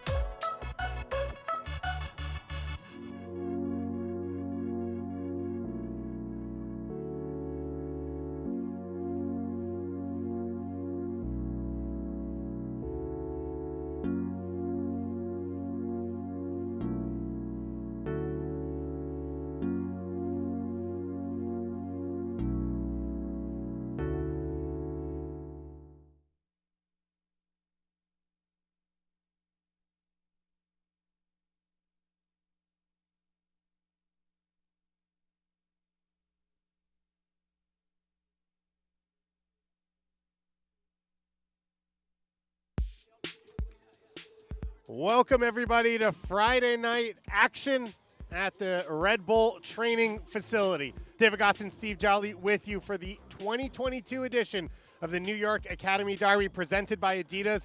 U17 action as the New York Red Bulls host NYCFC under the lights for the big matchup. Steve, this is a big event. This is a tentpole event for these teams, for these clubs. Why is it so important to create a moment like this? Yeah, we talked about, the idea that you've got two academies who sometimes are fighting for the same players in the five boroughs. And you've got two teams, obviously, of the upper echelon of Major League Soccer who have created these academies and created platforms for these young, talented kids to kind of excel in. And we saw it with the under-15s an hour or so ago, and now we get the luxury of seeing it with the under-17s, and there is a lot of talent on the field tonight. A big game coming up here for the New York Red Bulls under-17s. Combination of players who are playing up, playing down a little. Some of these guys now are on USL teams and training with the USL team. Van Louveny in goal, one of the big pieces to watch for this team. A 3-5-2, a back three of Racinos, Smiley in the middle, and Hermano. A midfield with two wingbacks on the right side, Copley Berkeley on the left side, Evan Marquez. A midfield center three with Ruiz at the base, and then Kyle Evans and Nate Worth, maybe the two big headline players in the attack. I was going to say Kyle Evans and Nate Worth, those are the names that you probably want to make sure that you keep track of. Two talented players who have really kind of taken their games to the next level over the last year or so. Up top, Ilya Tirkis at one of the forward positions, and then Ezra Whitman, who's made two appearances in the USL Championship with New York Red Bulls 2 on the other side. So that is the starting 11 for this Red Bull side. On the flip side for NYCFC, Alex Yagudayev in goal. A back four from right to left of Diego Rossi, Clevis Haaksari, Alex Housechild, and Christian McFarlane, the homegrown player with the MLS contract at left back. A midfield three of Mikhail Zaretzer, Tyler Mork, and Francesco Di Ponzio. And then an attacking three on the right side, Khaled Dahoud. On the left side, Carlo Brown. And up top, the number 10, the big-time attacking player, Mateo Ponzo Ocampo. So a lot of attack in this side. We mentioned it with New York, but in the first game we saw it. The philosophy, the system, the style, those are sort of on display immediately anytime any group with the red and blue on their colors sort of face off. No, I mean, I'm right there with you in terms of you look at a NYCFC team that loves possession, loves taking their time with the possession, and really build out the midfield. And then obviously with Red Bull, you have a team that puts a lot of high pressure up, try to create as much width as possible with the outside guys. We're going to see Berkeley on the right-hand side and Marquez on the left-hand side today. So at least keep track of those players. We talked about the talent that's in the middle of the field for this Red Bull team, but we should probably talk about Ezra Whitman up top. Talented player, very athletic, and will create a lot of good opportunities for this Red Bull team. One of the fun things to watch here, Jonathan Rhodes, head coach for this New York Red Bull team, said Nate Worth, one of the best set-piece takers in the academy, in the club, yeah, this is but be the good. Youngest player on the field. You got to bring that back up if it does happen, because I thought that was a good little point he gave us. Ezra Whitman is the free kick taker on this team. He was told that Nate Worth would take them, and he said, I think his words were, but I don't control what happens on the field. We'll see if he gets bullied off them. So it'll be fascinating to watch Nate Worth playing in this game last year at the U15 level, dominated really as the New York Red Bulls U15s won here at home in the first ever New York Academy Derby. The U17s winning as well, lifting the trophy off the goal from Austin Brummett. Then in the fall of last year, NYCFC getting to host themselves. They won at the U17 level to win the second ever New York Academy Derby, and this the third running of this competition and a chance to break the deadlock. And for New York Red Bulls, they're looking to hold serve at home, and that's what this is all about, right? These players knowing this is a big moment. There's energy at the academy levels now. It's so much about learning. This is learning how to win. Yeah, it's how to win at the highest level in terms of, under the light, TV cameras on, and they're playing for a trophy. Let's not forget about that. And that's the reason why there's a trophy here tonight, is because they have to take that next evolution of learning the styles of plays, making themselves better players, but more importantly now, getting results. And you see the shirts for both these teams, not just about developing players, but also developing people. We'll talk to the two men in charge of these young players' development. Sean McCafferty, the Academy Director for New York Red Bulls, will join us midway through this first half. And then we will talk in the second half with the NYCFC Academy Director, Morten Grand, coming over for his first year to take over from FC Copenhagen.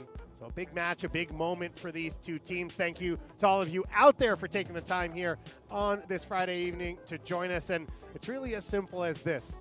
5 years ago, 4 years ago, if you tuned in, you'd be watching Tyler Adams and Gio Reyna. John Tolkien standing off to the left of us, who was playing in this 2.5 years ago.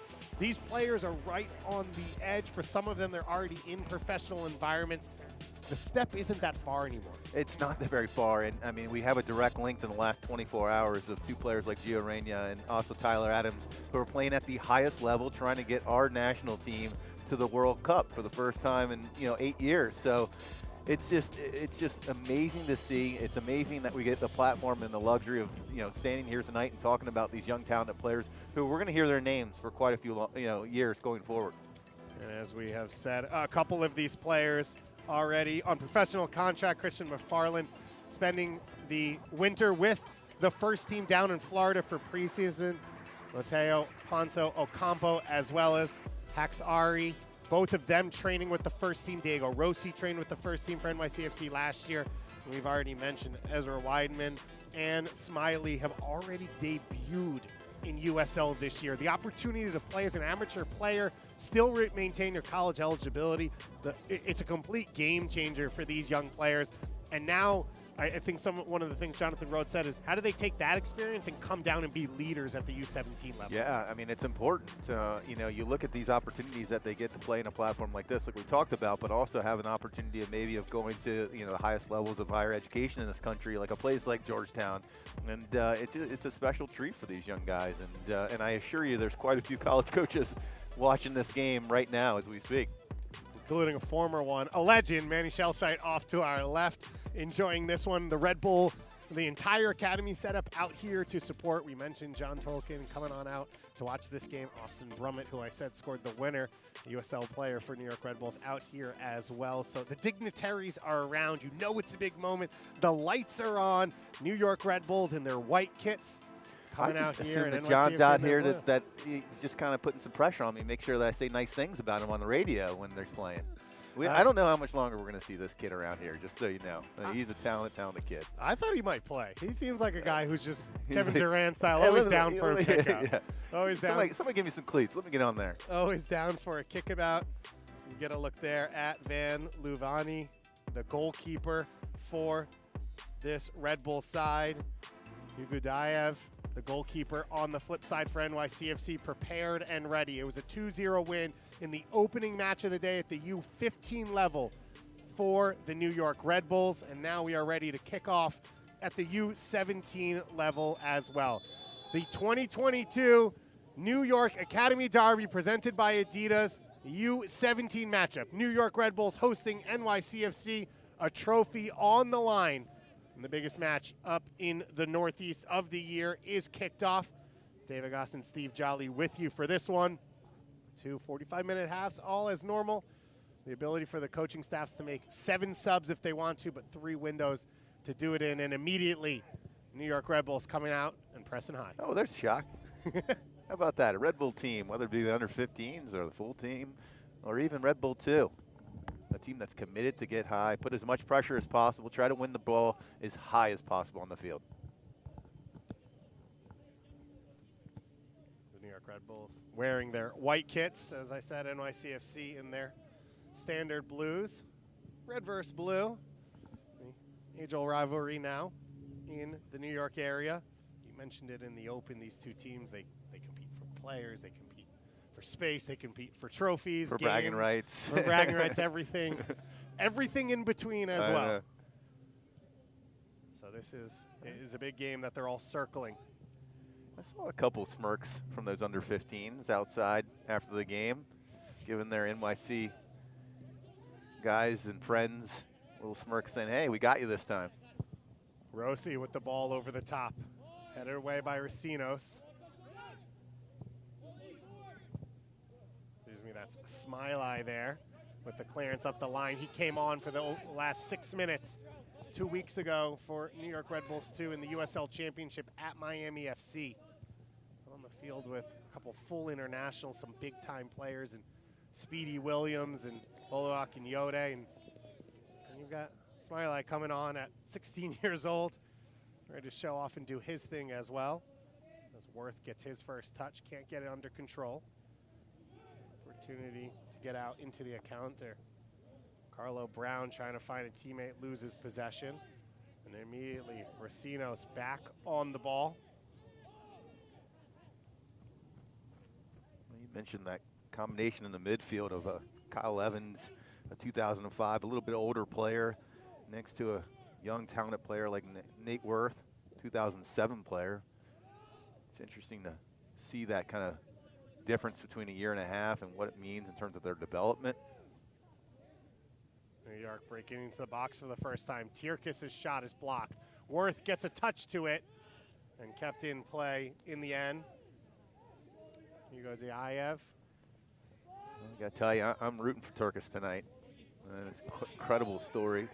18 months ago, coming from the Ukraine. I'm sure he's got a lot of things on his mind right now. Wish him the absolute best, him and his family. And it's taken a little time off over the last few weeks, of course, to sort of process everything that's happening, but asked to be a part of this game, wanted to play, wanted to get that release that the game provides for so many of us. Yeah. And chance here for NYCFC, and Van Luvani had to be aggressive off his line. First warning shot across the bow of the game. That one for NYCFC. Well, Van Luvani doing a great job coming off his line, cutting the angle off and gaining possession.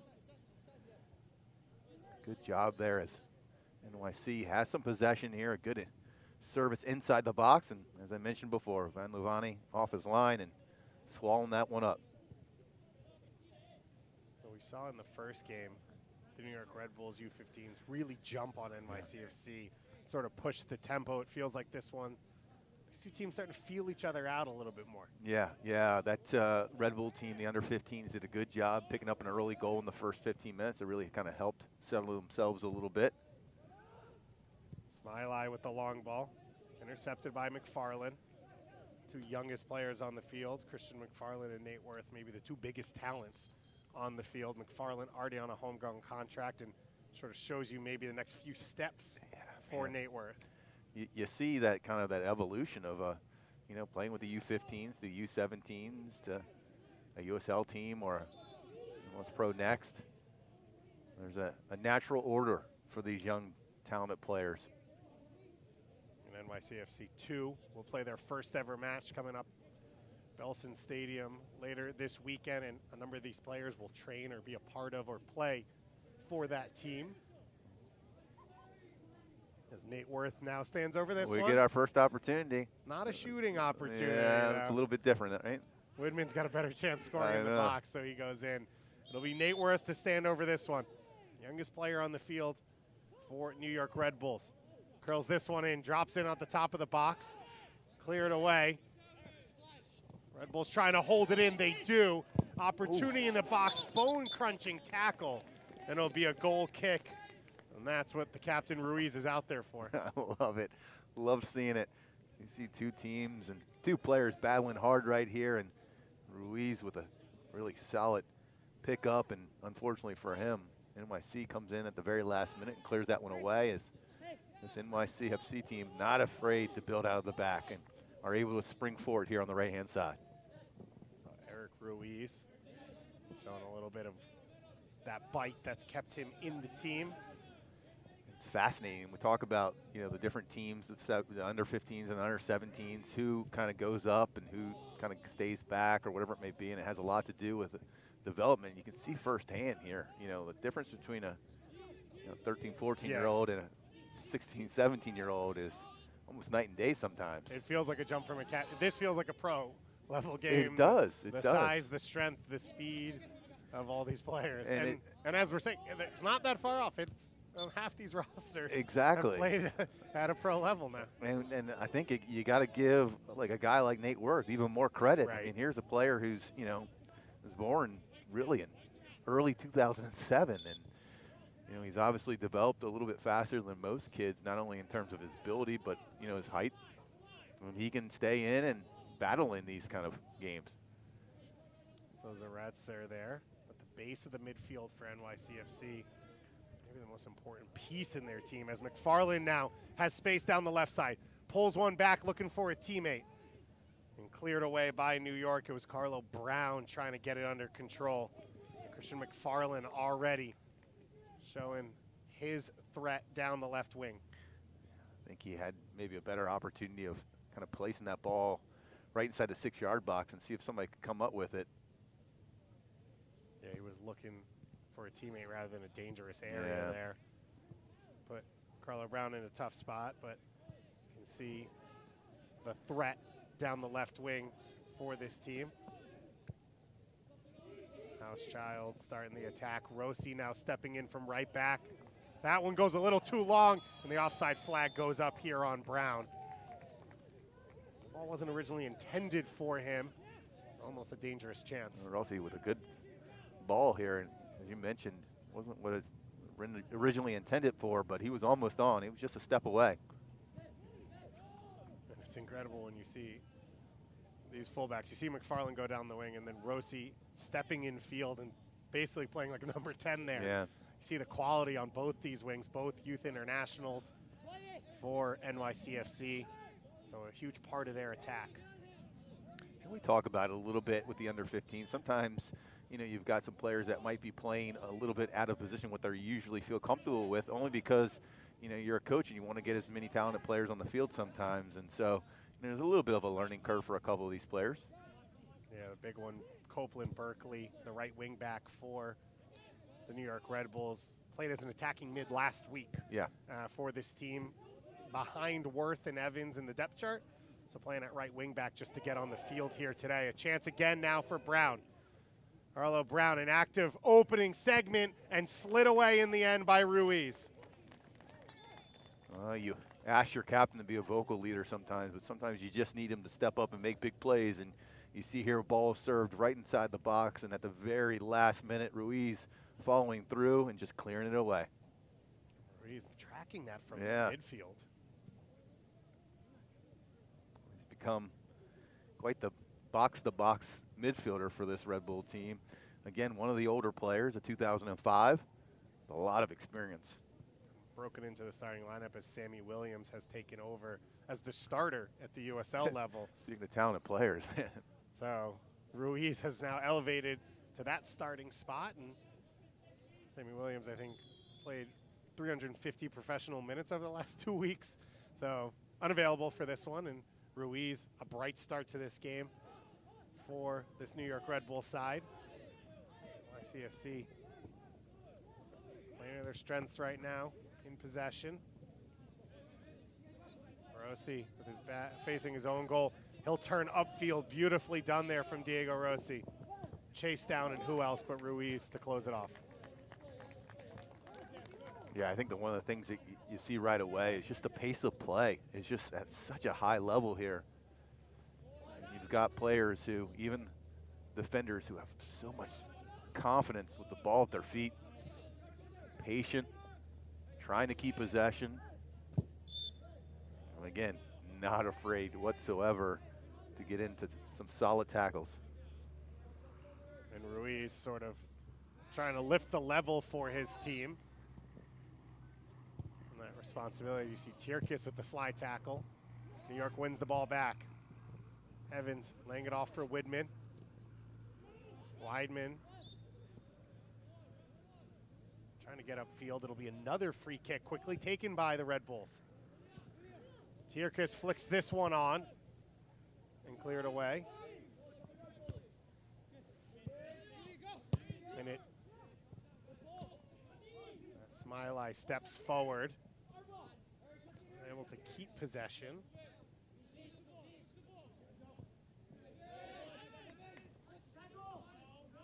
Tongue-crunching tackle there.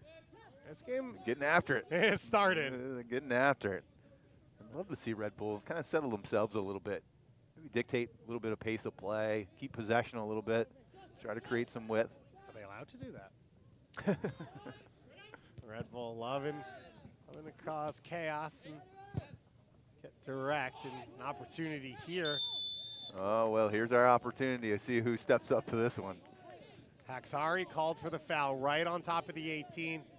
Nate Worth, 4 goals from direct to free kicks in the fall for the U15 side, playing up here with the U17 side. And it looks like it'll be the young man, Nate Worth, over this one. The youngin's going to step up to this one. So we'll see if we got good intel on our call earlier today and see if he is dangerous with this one. The amount of times I have heard James Ward-Prowse's name over the last 24 hours in connection to Nate Worth. Let's see what he's able to do with this first shooting opportunity. Nate Worth steps up to it, over the wall and just wide. As advertised. Oh, I did not miss by much there. I love the confidence of putting it over the wall, but look at this pace. Oh, man. Pressure now on NYCFC out of the goal kick. New York Red Bulls pushing numbers forward. NYCFC trying to play out of it. It's a turnover. An opportunity here. Tierkes is in on goal, one-on-one. He tries to put it away, off the post and cleared off the line.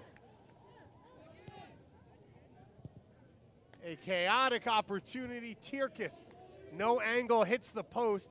It was almost an own goal, and Diego Rossi with the goal line save. Yeah, this is an NYC team that's going to come out of this one specific play. Happy they didn't give up a goal. Tierkes does a great job getting around the keeper. Unfortunately for him, it hits that near post, and oh man, that Hochschild, I think that almost had the own goal. You got to give credit to Hugo Dyev, the goalkeeper. He forces Tierkes a little bit farther than he wants. So some fantastic play all around as Red Bulls are back on the attack. Slide there from Hermano.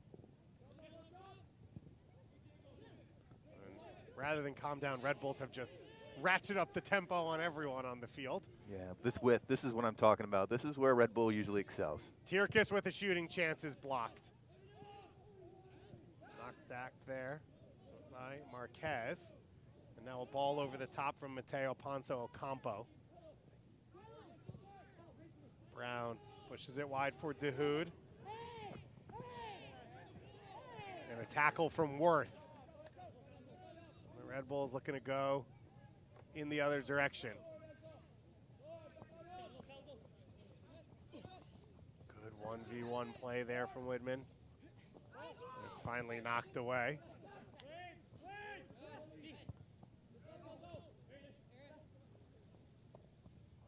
Good footwork there from Racinos.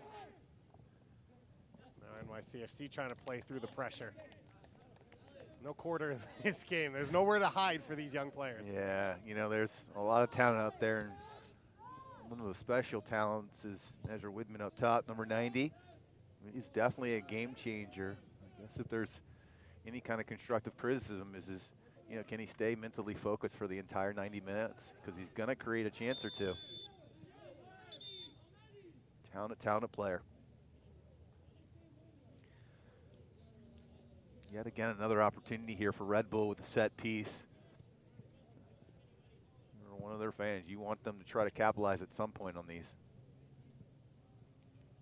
We think we know who'll be on top of this one once again. And for NYCFC, you have to start talking about these are opportunities you're giving up. Yeah, and that's, you know, that's so important, especially early first 15, 16 minutes of a game. We've seen 3 or 4 of these already, and we talked about the talent of Nate Worth. It's just, can they capitalize, Red Bull, on some of these? So it'll be Worth to take it.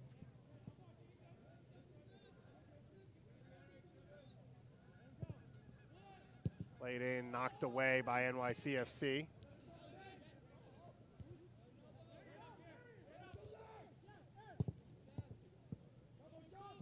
As Rossi now will clear his lines.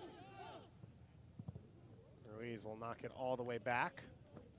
I think we're going to be joined by a guest here. David Goss and Steve Jolly with you. The 2022 New York Academy Derby presented by Adidas. And joining us, Sean McCafferty, the Academy Director for the New York Red Bulls. One, thanks for having us here in your house. Beautiful event, beautiful night. Just sort of explain to the fans out there, why put this on? What does this mean? What does this do for development and for these two clubs? Listen, first of all, thank you guys for being here. I think this is kind of part and parcel of the event. It makes it special for the boys, gives them a real professional atmosphere. And it's kind of, most of the reason we put it on, we want them to feel a bit of stress under the lights. The cameras are here.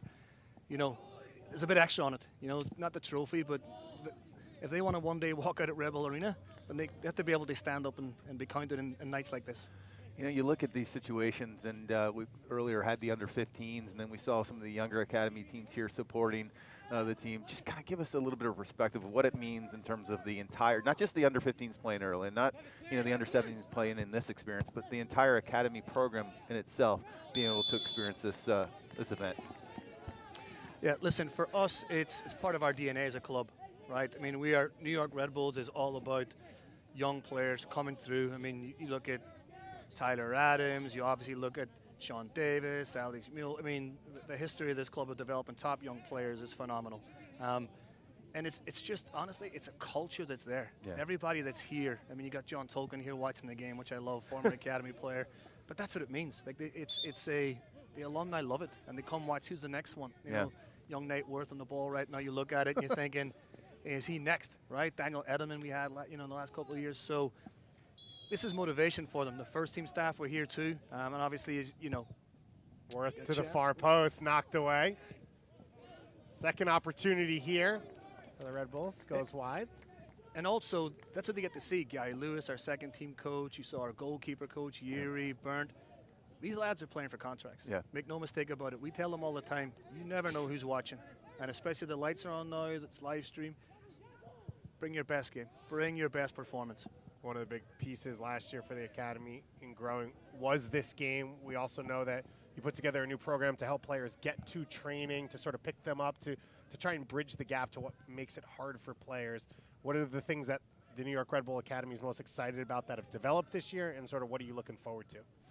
Yeah, I remember last year we had a conversation about professionalizing the 17s, bringing them to a 3 o'clock training session time. You got to work with the schools. Ryan Brooks and his staff have done an unbelievable job of working with the schools so we can get them out early. Just so we can have them in here more, more contact time. And then that was great, but then what's next? And for us, we needed more contact time. So we've started an individual development program where the players come in here. Our partner, Sala, the school, a lot of the players attend there. Some do online school. But we do some position-specific individual work with them. We get into the nuances and the details, ultimately of their profession. I mean, they're here. This is not just here for fun. They're here to become professional players. So we have to give them every opportunity to be successful. And the IDP program, headed up by Sammy Castellanos, who works with our second team as well, for me, it's been a game changer. And we're seeing just the little nuances and the things, the improvements some of the players are making. And we've just gotten going this year. So we've moved the needle. But what I love about the staff is, okay, great, what's next? Tell me a little bit about, we had a situation, you mentioned Tyler Adams, and it kind of brought to the forefront for me the idea that, a couple years ago, here's a homegrown player for Red Bull who now is at the highest stage, playing in the biggest moments at a place like Azteca. And last night, what kind of chatter did you hear, throughout the building, I guess is the best way of saying it, for just that experience? Like, everybody has a personal connection to Tyler and what he means to this organization. What'd you hear? What are people saying? Big chance here for NYCFC. Before we get that answer from Sean, cleared back and finally cleared away off the foot there of Dahoud. NYCFC trying to step forward once again. Dahoud now into a dangerous area. His cross played in, it goes over the heads of everyone and rolls out. I mean, we're biased beyond belief. Every time Tyler plays, we think he's the best player on the pitch. Whether that be for Leipzig, whether that be for the national team, he's such a. Somebody said that if McKinney was the soul, then Adams is the heart. And it's so true. Without him, Amen. We would struggle. Yeah. He puts out fires all over the place. He brings calmness to some of the chaos, and he just plays, for me, he plays way beyond his years. And he is the definition of a Red Bull player. His ability to win the ball back, his tenacity, his timing, explosiveness, and he's also a fantastic footballer. I mean, make no bones about it. We're not just developing players who can work hard and win the ball back. We want technicians. We want players who can make good decisions consistently, and Tyler certainly exemplifies that. So as you watch these young players, we sort of talked about this from the beginning, but a lot of these guys training already in USL. A lot of these guys have gone to preseasons with the first team, trained with the first team. Sort of explain to people what the bridge is, what the pathway is for these guys, and as there's a huge save there and then taken back, sort of what they should be watching out for, the fans at home, and how the process is working right now. Yeah, I mean, for us, it's all about showing them the next level, right? Dipping them in. So the likes of, Ilya, Ezra, Adrian have all gotten some minutes already. Paul at the second team level, but ultimately they just dip them in and see what it's like, and then it just motivates them, obviously, to get better, work harder. Again, look at the details it takes to play at that level, and then it's the same moving up. I mean, we've had so many players, young players, train with the first team. Even today, a lot of the second team players, and tomorrow training with the first team. So that's just our DNA. It ultimately is your pathway is only as good as your exposure. We have to give them opportunities. We have to see what they can do. Under the lights tonight is fantastic. As you guys know, obviously, at MSU and in our away games, just an unbelievable experience to see if these boys can play under the lights. Can they play in front of fans? Can they play against men who it's their livelihood? And the ones that tend to shine are the ones that you look at and you think, all right, they're going to be the ones that are going to push through. Again, I mentioned Edelman's one of those. I think young Sammy Williams, who is eligible to play in this game, but he's played many minutes already with the second team. It's just invaluable for him. Well, let's talk specifically like a guy like Nate Worth, a young player who's playing a couple years up right now. What makes him a special player? Nate is, and I've been doing this over 20 years, Nate is probably the best set piece taker I've ever seen in my life as a youth player. He's just, we always kind of joke, he's a James Ward-Prowse from Southampton. Told you. Heard that name a lot. Similar body type. Nate right now he's a late developer, but he's just a technician. His football brain, he sees good pictures. He's always scanning if you watch him. So for us, even though physically he is a late developer, we have to challenge him from a football and IQ standpoint. We have to put him in these environments where he's going to struggle. He's going to struggle at times and he's going to find it difficult. Because ultimately, that's going to accelerate his development. Sean, thanks so much for taking the time to join us. Thanks for putting this one on. Hopefully you have a trophy at the end, but either way, we know the valuable experience. But we're here to win, right? That's what tonight's about. Listen, winning is part of development. Anybody tells you otherwise is lying. Yeah, I completely agree with that one. That was Steve's favorite part of the interview. Thanks so much, Sean. Thank you so much, guys. Appreciate it. Thanks so much. So good end-to-end action as we chat there with Sean McCafferty. I mean, we've talked about it a couple times tonight already. All of this is so new. This development, the investment, the way it works. What do you make of what you heard from Sean and what you've seen here? Well, I mean, it's hard not to like what you heard there. Is the idea that you want to you want to put people and young kids in a place, an environment where they can excel.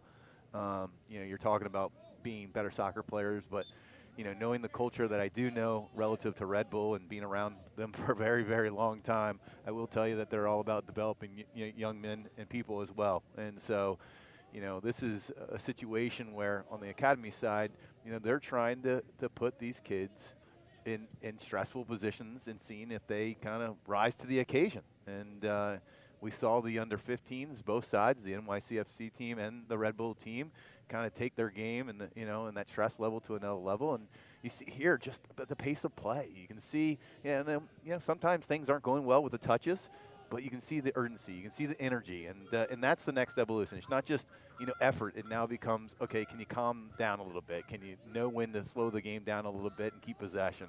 That's the next evolution for some of these players. And for anyone out there listening, stress is not just causing angst for these players. It's about teaching them so that when they do get on the next stage, they're prepared, right? You're slowly adding the experience of pressure to their soccer experience so that one day they don't show up in an MLS game in front of fans and having never played on a broadcast before and never played under the lights. All of this is about step by step and not sort of thrusting players into situations they're not prepared for. No, I mean, it's, there's a mantra there that, you want to be put in, difficult positions because you want to kind of excel and you want to kind of take yourself to another level. And this is what this little derby that they've created here, the New York Academy Derby, is trying to accomplish for both sides. Quite frankly, it's not just a Red Bull situation; it's also for NYCFC. This is a Red Bull team that has had tons and tons of success. You're looking at 12, close to 13 years of being in the MLS playoffs, and so they've had success. And then obviously NYC has had tremendous success recently by winning the MLS Cup. So these are organizations who understand what it means to win, and they're bringing it all the way down the line. Ball over the top for Brown, and the offside flag goes up. And you have to stress 2 academy players, homegrowns, starting in MLS Cup for NYCFC to win it. Tavon Gray and James Sands. Sands now over in Scotland. On the flip side, we mentioned it, John Tolkien here to watch this game now. Lockdown starter in MLS. Sean McCafferty mentioned Sean Davis, who played every minute alive last year. Captain, now starting for Nashville SC, arguably one of the biggest free agent signings in MLS history. This is something that it can matter in winning at the highest level. And as we keep saying, these players are not that far off from it. But you look at a guy like Tolkien. Here's a perfect example of a kid who loves being put on a stage, and he excels on that stage. We were joking on the radio call. My radio partner Matt Harmon. There were times last year when they couldn't find that kind of center midfield spot. Who was going to play it? Yeah. And I repeatedly said, give it to the young kid, John. What do we lose? And didn't he score the one time he played it as well? Exactly. He has absolutely no fear in this stage, and that has a lot to do with his development. Yeah, absolutely. That ability, like we saw for Tyler Adams, to just continue to scale up every time you are challenged. So corner kick opportunity coming here for NYCFC. We will talk to Morton Grant, the Academy Director for NYCFC, coming up in the second half. First, this corner kick. Driven to the far post, headed down by Smiley. Second bite at it for NYCFC. There was Mork's cross that was blocked down. And so it'll be NYCFC attempt once again here, this time from a throw-in. It'll be McFarlane to take. One of the things that as I'm thinking back to that conversation that we had with Sean, one of the things I really loved hearing him talk about was that element, almost like that Billie Jean King quote, pressure is a privilege. It is a privilege. It's a privilege to be able to play in an environment like this, on a team like this, on a quality, academies like this. You've got people who are watching this, young kids who are watching this game right now and wanting to be at this level and wanting to play on this stage. And that's what this is so great about, is having an environment like this where you can put these kids under pressure, and you love seeing who's going to step up to it. And Mark not able to keep that one in. And this is a huge moment for these young players, and earned one that they're able to fight for. And, of course, with 2 MLS clubs in the small vicinity, more opportunity, although, of course, a lot more players. Was that tackle ridden out there by Zaretzer? Tierkas now trying to go to work. Has it knocked away. Red Bulls jump on it once again. Intercepted by Rossi. Immediately up the field for Ponce Ocampo. And out wide for Brown. That's been the connection to open the game up so far. Brown's been the danger man, but slid away, tackled by Hermano. NYC FC does a really good job just getting behind the ball defensively. When they do get possession, counter right away, and they've been countering on that left-hand side. We saw the same thing in the first half with the 15s.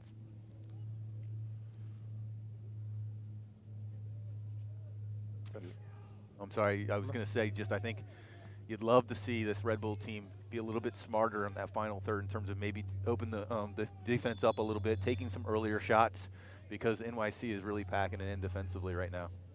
So big set-piece opportunity coming here for NYCFC. It'll be the first yellow card of the game to be shown. It looks like it will be given to Hermano. A couple tackles put in by Hermano here over the last few minutes. Picks him up a yellow card. Well, it was never actually lifted up, but I think if it gets taken out, it's been given. Yeah.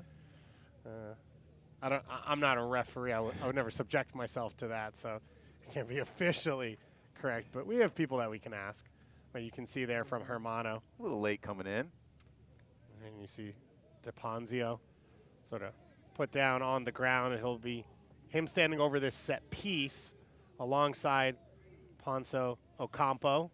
DePonzio, one of the players expected to be a major part of the MLS Next Pro team with Ponzo Ocampo for this NYCFC 2 team. Ponzo Ocampo's shot into the wall. And finally, the Red Bulls are able to clear. Rossi into the feet of Mork. Now back out wide. Rossi, an active first half for him. Not able to keep that one in play, but a good pass straight to the feet of Steve Jolly. Love it. Got another touch. Second one of the day. Feeling good. You're on the record for officially being a part of both games. This ball through the lines. Tierkus is chasing. Big challenge there. And the foul goes against Tierkus, as Housechild did just enough to hold him off. Well, what you're seeing here more than anything for me is Tierkus showing his pace. Almost got on the end of that one. One of the big things that Sean talked about in that conversation, that IDP plan. Yeah, I think that's really cool. And you think about, we started talking about in the first game, how much more technical players have become, but perfecting your craft on top of learning the full team philosophy. Yeah, I mean, youth soccer, you're usually talking about the idea of, as a coach, you're going to try to teach them as much as possible on Monday and Wednesday, and right. you hope that they enjoy the sport enough to where they're going in their backyard and working on things. Here, you're taking it to a whole nother level and being professionally coached on specifics that you're going to need.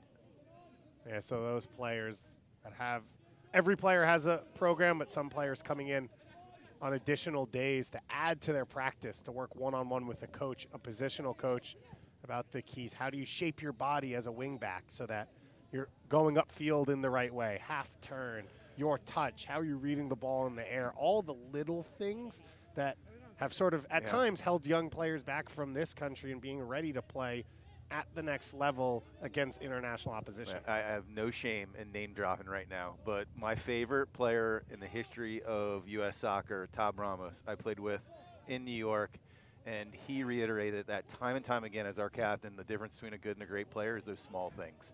And what made Tab great was he knew the small things. Chance here for NYCFC, and it went just wide.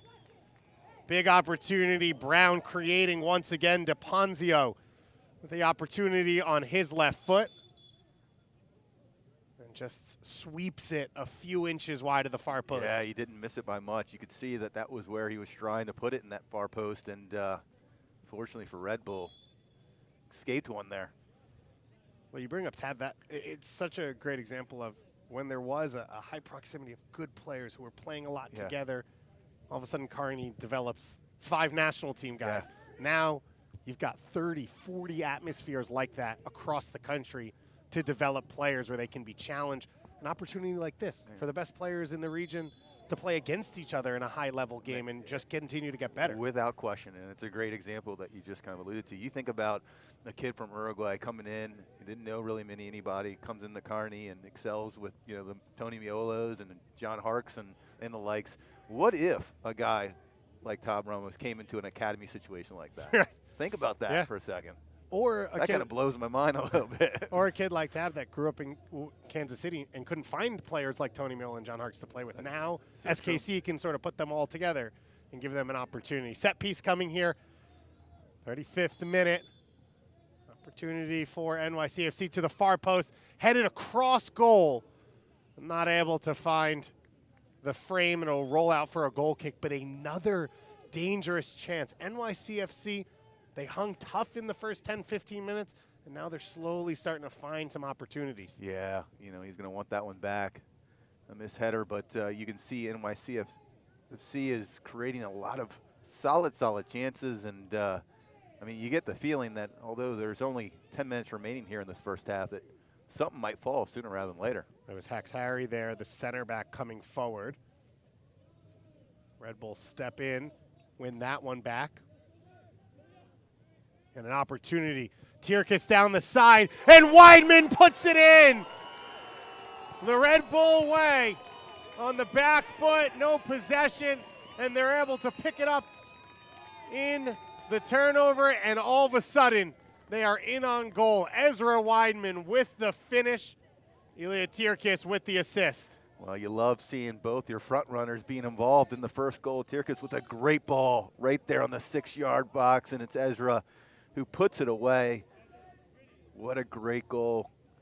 Great little celebration as well, showing some personality, and man, you just got that feeling that a goal was coming. The game was opening itself up a little bit, and fortunately for Red Bull, they were able to take advantage on that right-hand side, and you see the goal score right there, Ezra Whitman. And as we had just said, though, felt like it was coming for NYCFC. Yeah. But that's the Red Bull sort of system and style is it's a half second, it's transition, and all of a sudden you're in on goal. Yeah, it's taking advantage of any opportunity to create it for yourself. And Tirkis does a good job creating space on that right-hand side and plays a perfect ball, literally a perfect ball. Just keeps it on the ground, the 6-yard, 6 box, and yeah, made it easy for Ezra. Weidman appearing in the USL Championship over the last 2 weeks. As Sean said, an opportunity to sort of taste that level, sort of as a reward, sort of as a here's what's next. Can you go back and work a little bit harder and get to this level? And so a good start here for Weidman in this one. Strong battle there between Haxhari and Marquez. Evan Marquez hasn't gotten a ton of touches yet down the left wing, but his service is a key for the attack for this Red Bull team. I'm sure they'd love to see more of it. Yeah, I mean, you know, we'll talk about it till day's end. The inherent value of this system is, you know, what the guys on the outside do, and it's either Marquez on the left-hand side or Berkeley on the right-hand side. You know, that's if you're an outside player, you want to play the Red Bull way, because if you're an outside player, it means you're going to get the ball quite a bit. Dangerous turnover. Chance to counter here. Brown plays it a little too far for McFarlane. Leads to the big clearance.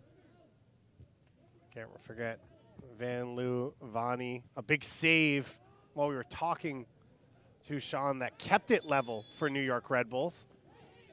And quickly, Red Bulls take the free kick. Weidman chased down by Rossi, one-on-one, gets by the keeper, looking for a second, and it's a brace in a matter of minutes. Talk about high octane. Talk about energy drink. New York Red Bulls often flying here in the New York Academy Derby. And so many things to like about this play. You saw the early start as Ezra Whitman gets through, takes a good angle, able to finish it off.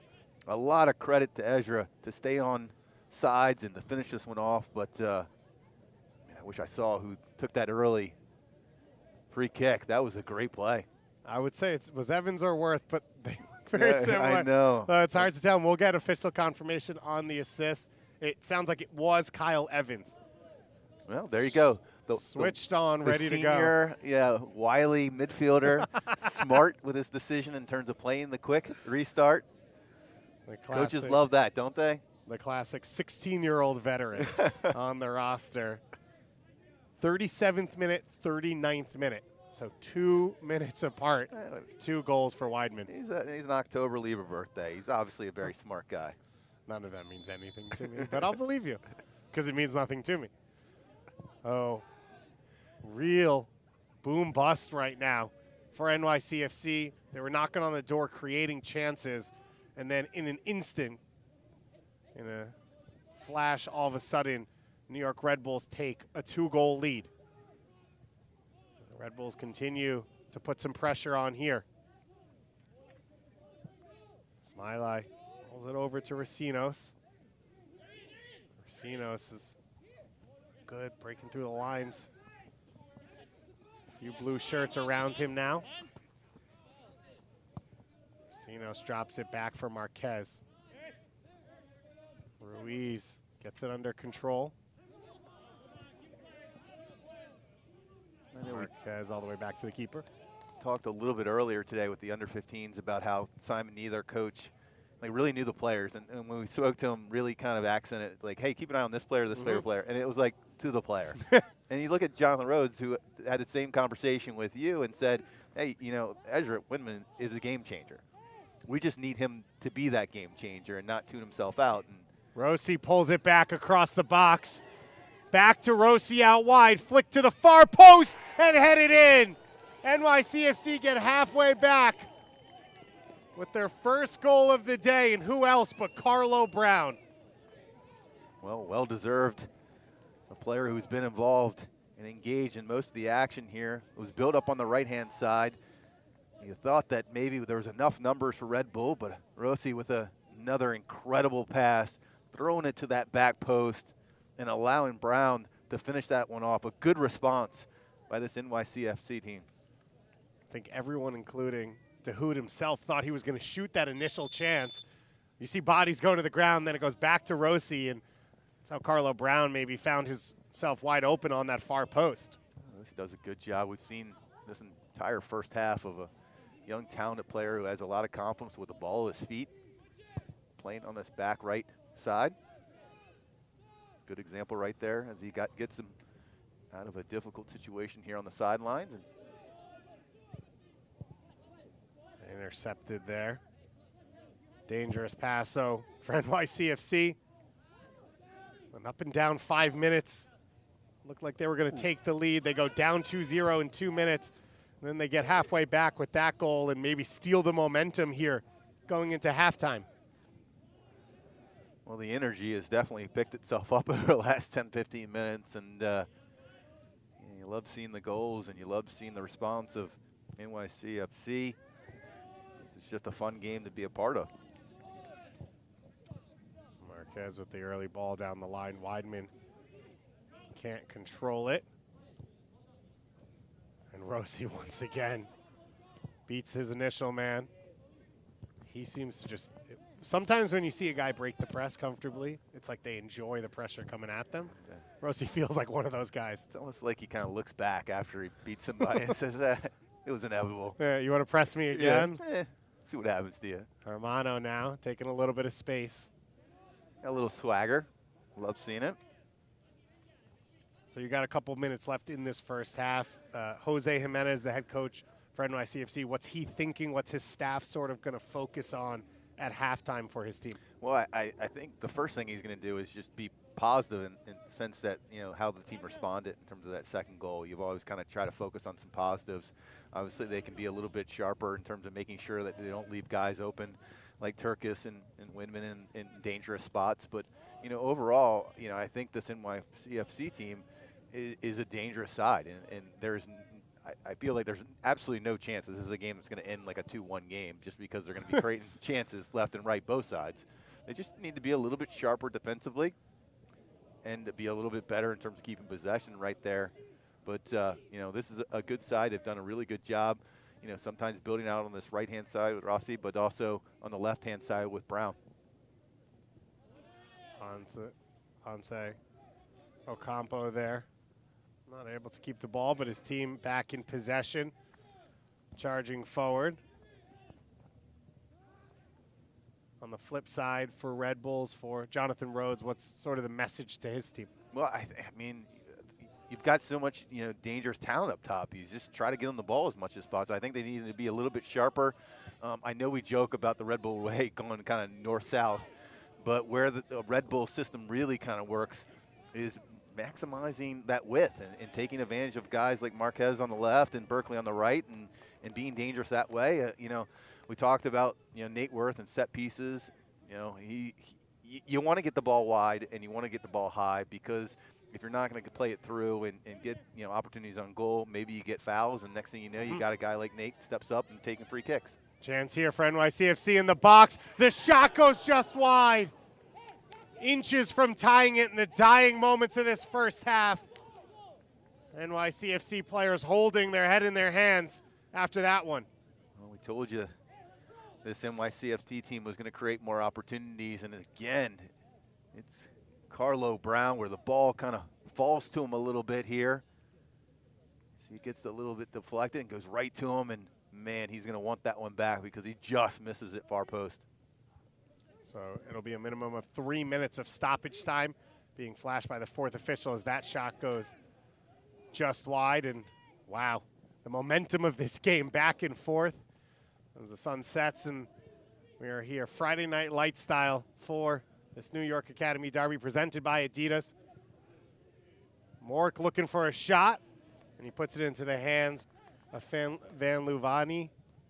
And you mentioned the attacking options up front. That doesn't even include Nicholas Rabbio, who's a USL player coming back from injury, and Bento Estrella, the youngest signing on the in Red Bull history. Both of them available on the bench, and Coach Rhodes said they'll get a chunk of minutes coming up in the second half, so a lot to stay tuned in for, a lot to be excited about. As these two teams have put on a show so far. NYCFC trying to put the capper on here late in this first half. I'm Van Luvani right now. I might want to slow this one down and get out of this half because NYC is really dangerous right now. Van Luvani playing up in age as he has throughout his time with the New York Red Bull Academy group. Very impressive for young goalkeepers. As Brown has been impressive in this first half, maybe the star performer. Interception there by Marquez. Quickly played out to the far side for Tierkis. Slides but can't save it. A throw in coming for New York, and now New York quick on the restarts. Sorry, NYCFC to try and keep things going for them. Rossi giving the width. Rossi already an assist in this first half. One-on-one now with Marquez. And Marquez with the slide tackle. And I believe a foul called right on the edge of the box here. Number one rule when you're outside back, get it to the end line. Anything can happen, whether you're getting it across or getting a corner kick, or in this case, might even getting a foul. So it's a conversation now between our head referee and assistant, just to make sure that's not a penalty kick. Right there on the edge of the box, it won't be. So now Ponce Ocampo standing over this one. And it looks like DePonzio is alongside him. And it will be literally on this side of the box, almost on the end line. Kind of a bizarre spot to see a free kick taken from. I'm just glad there's no VAR. And Ponce Ocampo is standing over this one. You're the VAR, Steve. You're the one watching the video. So Ponce Ocampo, the attacking talisman over this one. He fakes the first attempt, hits the wall on the second attempt, back to Rossi. Early ball played in and cleared out by the New York Red Bulls, who close out the half with a lead. 2 goals in 2 minutes from Ezra Whitman, but an answer coming back for Carlo Brown and NYCFC to put us at 2-1 at halftime. We've got 45 minutes to decide who lifts the trophy, who was the winner of the 3rd ever New York Academy Derby presented by Adidas, and who breaks the 1-1 tie in the overall series. We'll be back in just a few moments with all your second half action right here on YouTube.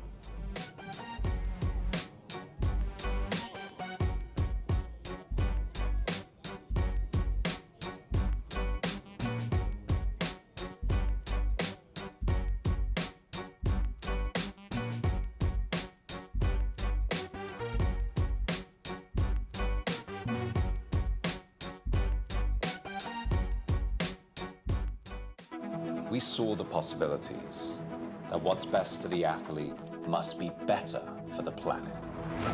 So we're making products with recycled materials, products made to be remade, and products made with nature, so all people can see the possibilities to take action and help end plastic waste, so we still have places to play.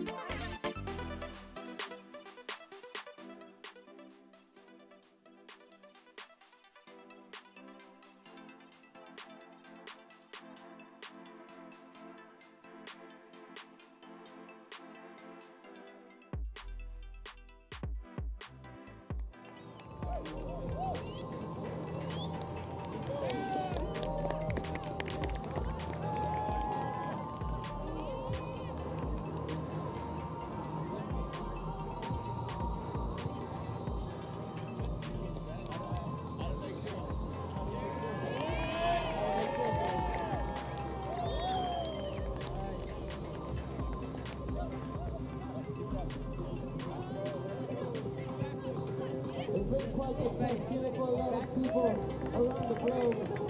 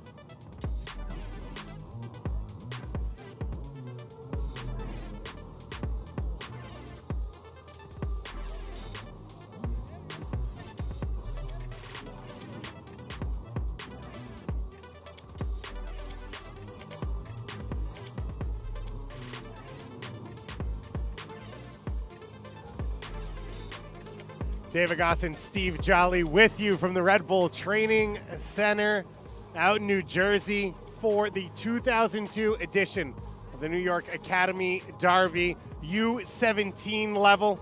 The trophy will be awarded in a matter of minutes as we are ready to start the second half here between NYCFC and New York Red Bulls.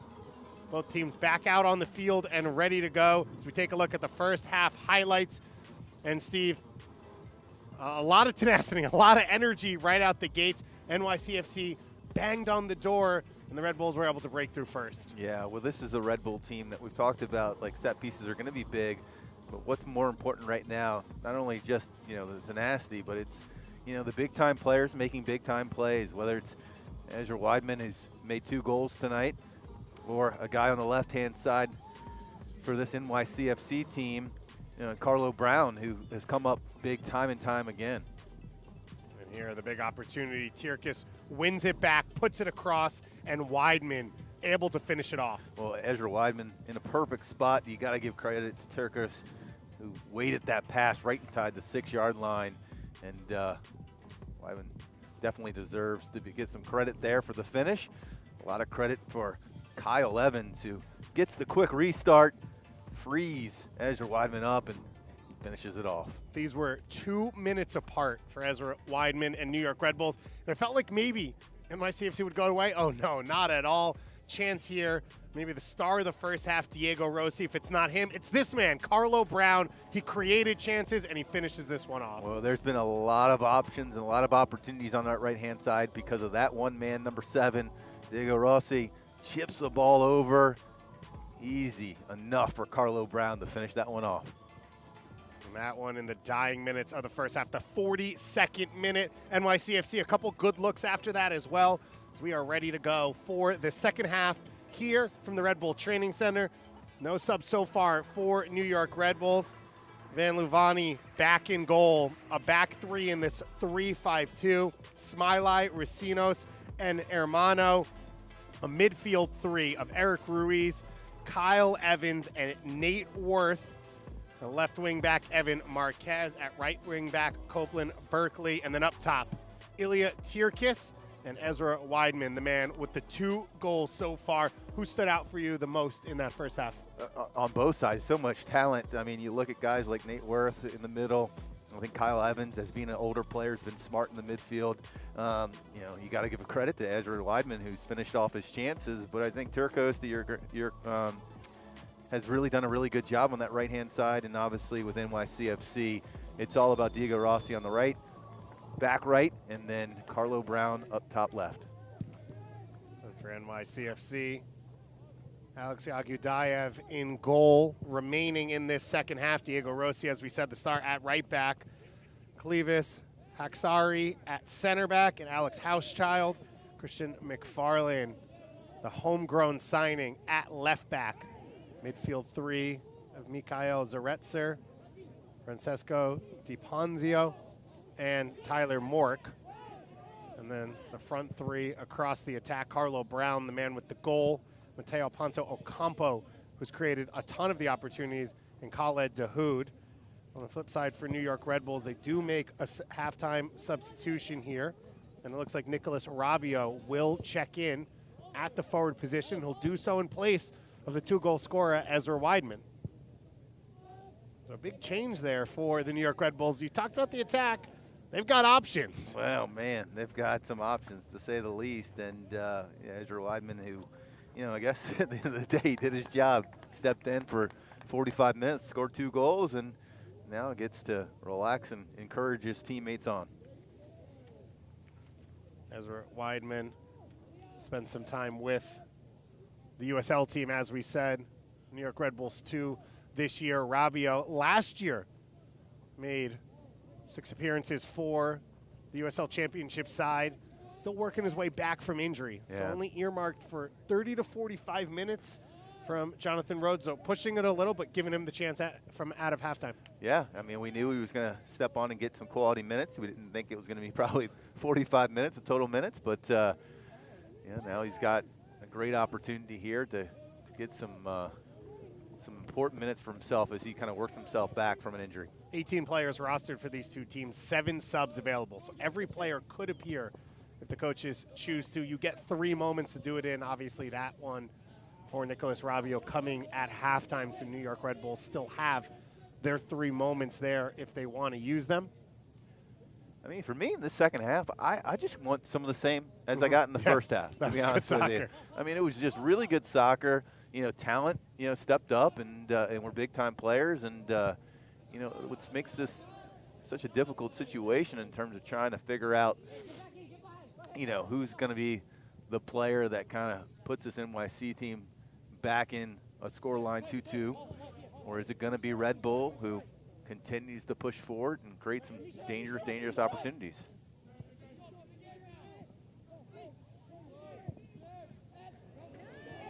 So a chance coming forward here for New York Red Bulls. Put into the box. Back heel, Rabiot looking for the shot, pulls it back, now has space and it's blocked.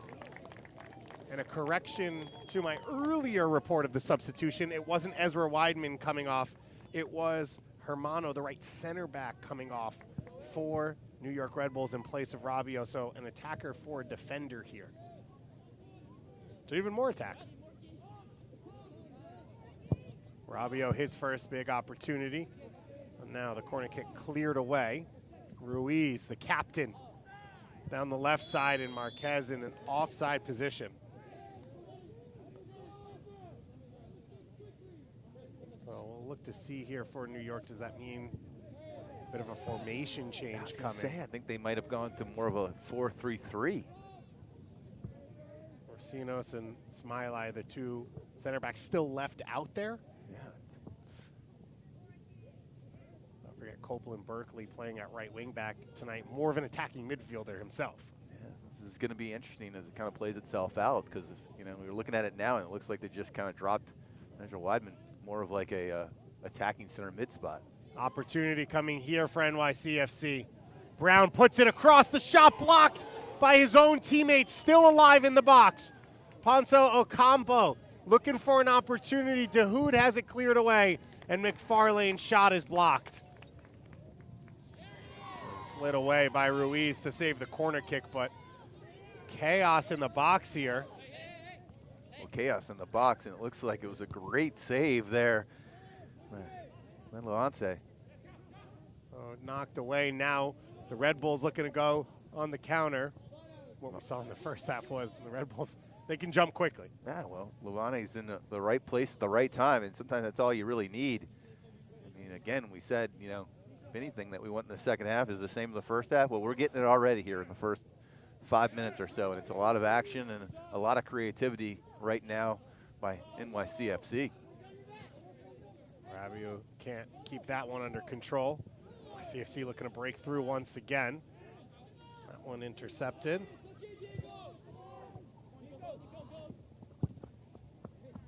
Farlane, I'm going to pick this one up. Taken by Weidman. Immediately onto the attack. The battle there between him and Zaritster. And now some more support coming over. DePoncio pulling the jersey there of Weidman. Weidman keeps going, is able to beat DePoncio. Now another defender comes over. And NYCFC clear it away. I think if I'm Red Bull, I want that call. I want a set piece that early. And a chance now. Carlo Brown on the counterattack. He's got one teammate to his right. Brown takes it to his left, puts it to the far post, and it's over the goal. Khaled Dahoud on the far post off the feed from Brown. And Dahoud not able to get it on frame. Carlo Brown did absolutely everything possible other than put the ball in the net himself. Nice weighted ball to the back post, and Dahoud just needs to be better there. And we saw Dahoud sort of muffle a chance in the first half. Got it back to Rossi, which led to the goal for Brown. And that time, thought maybe Brown would get on goal himself, slowed up a bit to allow the defense to recover, and then still found the good ball to the far post. Man, Carlo Brown had a great first half, and he's come back here in the second half and continue his fine form. Brown's been one of the shining lights so far tonight for NYCFC. We will be chatting with NYCFC's Academy Director, Morton Gran, coming up in a little bit. The man now charged with the development process for these young players, and we've sort of rattled the names off time and time again. James Sands, Tavon Gray, Andres Jason, as well as Gio Reyna, so far coming through. NYCFC, Joe Scally as well, never played for NYCFC, went straight to the Bundesliga on a sale. So, in a short amount of time, NYCFC has put together some really impressive groups, matched mainly only by New York Red Bulls. Yeah, that's good.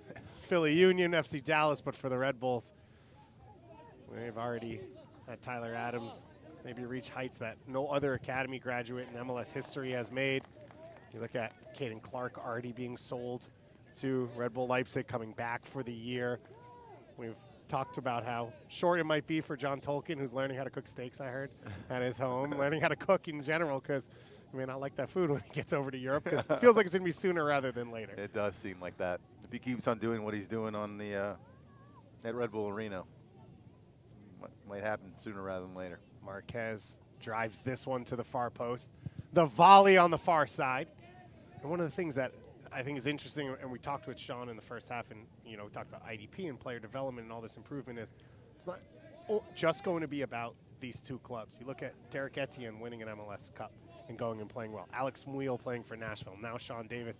It's raising the level of the quality just across MLS and across American and Canadian soccer. No, without question. I mean, that's, like anything, it takes some time and it takes some financial commitment. Yeah. And that's what we've had over the last 26, 27 years, finally, is that we have a little bit of history brewing. And, I mean, if you're truly objective and you're really looking at this at the big picture side, and you think about what this league has done over the last 26 years, not just in terms of these academies, but what it's done relative to building all these stadiums and, and the amount of teams, 30 teams and 22 stadiums or something like that, it's absolutely amazing. Absolutely amazing. And so does Major League Soccer, I mean, I used to work in the front office, does it deserve some harsh criticism sometimes?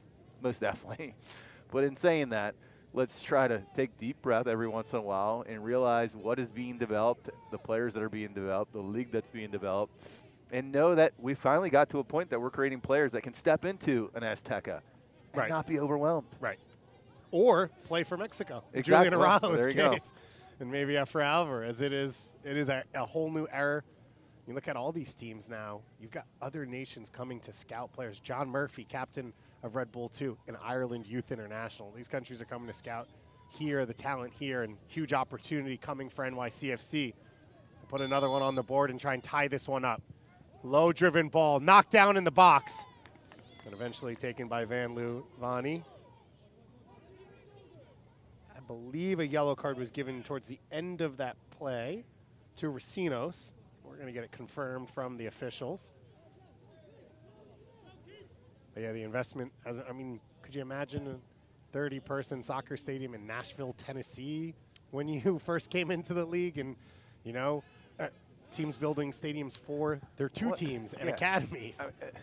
So we talk about the 26, 27 years, but we can kind of talk about the fact that, at one point we were only 10 teams. Yeah. Owned by basically 3 people. And we only had one soccer stadium. That one soccer-specific stadium doesn't even exist anymore. They built a new one in Columbus, and there's 22 other stadiums in the last 20 years. So things have changed, and they've changed in a very positive way for soccer in this country. As that one's knocked out by Red Bull once again. The sport has grown. You're starting to see it on display here. Broadcasting a U17 NYCFC Red Bull Academy game. Something fans could only dream about a few years back. Players as well. That one knocked forward. Ball played back against the grain from Weidman. Rabio into space. Cuts back towards his left foot. Now trying to find his right foot again. Closed down. Gets to the end line. Looking for a little bit of space. Beats one defender and has it taken away. Well, you love the creativity. Looking for the mag right there, close to the end line. Would have liked him to be a little bit more simple there and just kind of get it to the end line, maybe knock it off and take the corner kick and call it a day. Ooh. And a huge tackle there right in front of our referee. There's Kyle Evans that got taken over. And a yellow card will be shown to Mikhail Zaretzer. Well, when you're born in 2005, you can roll a little bit and hop up after those fouls. You're born in 1975, you're done for like a month or two. I injured myself in my co-ed game on Monday night. I can't even move right now. I'm stretching right now because I think I did my hip shooting at my son's under 12 soccer practice the other day. But everyone should love it here with us listening. David Goss and Steve Jolly with you for this one, our second game of the day. We treated some great soccer, and one of the best free kick takers in his age group, Nate Worth, standing over this one. Floats it to the far post. Smiley tries to head it along. He claiming for a corner kick, but our referee will say it's a goal kick. Brian Beckel, our head official for this one.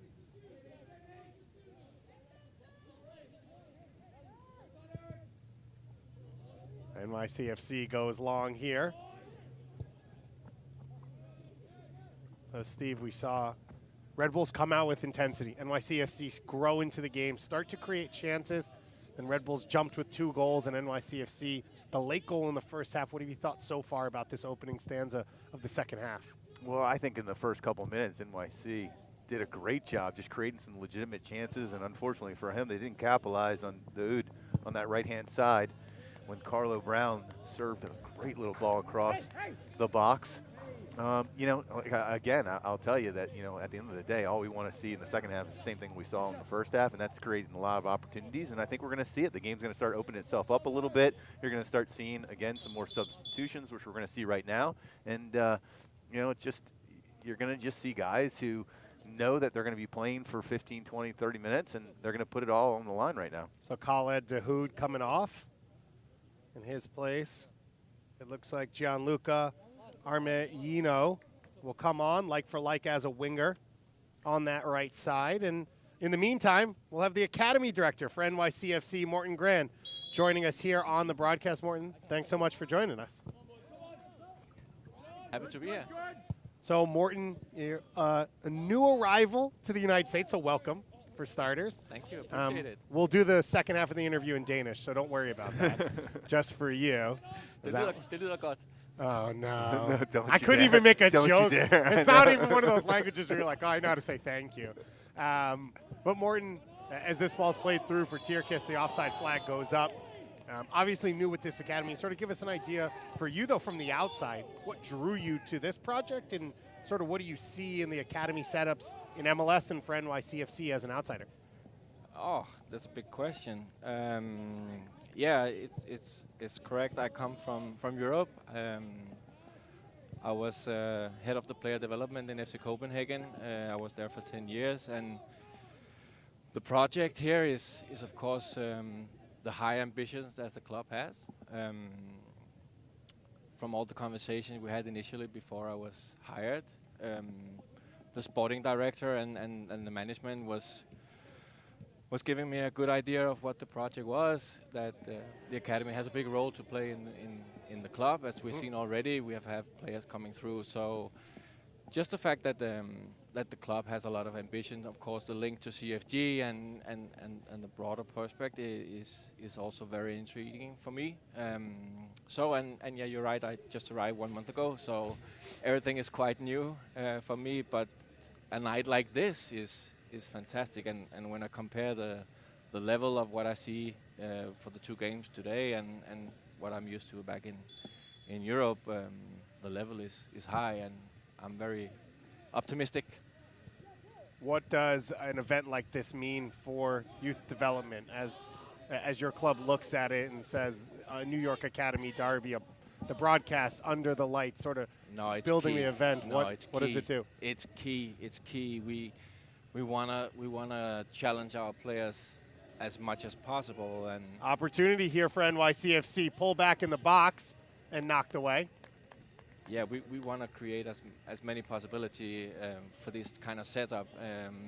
It's the first time that I experience it, and you know, with the broadcast here, a lot of spectators, the light comes off. If you had a feeling of an international night back in Europe when we watched the Champions League games and so on. So I think the setup is good. I think the quality is good, and the better challenges, the better games we can get for the players, the better it is for their development. So, and you feel it tonight as well. It's not just a game. Yeah. It has an extra edge, and as many of those games we can get for our players is key in the development. Yeah, it's about creating you know, an environment for these kids to take their games and their maturation to the next level. Definitely. Can you tell us a little bit about, you know, I know that you've only been here for a month, but what does it mean for an academy player at NYCFC to play for an academy, for a team that just won, you know, the biggest stage, an MLS Cup?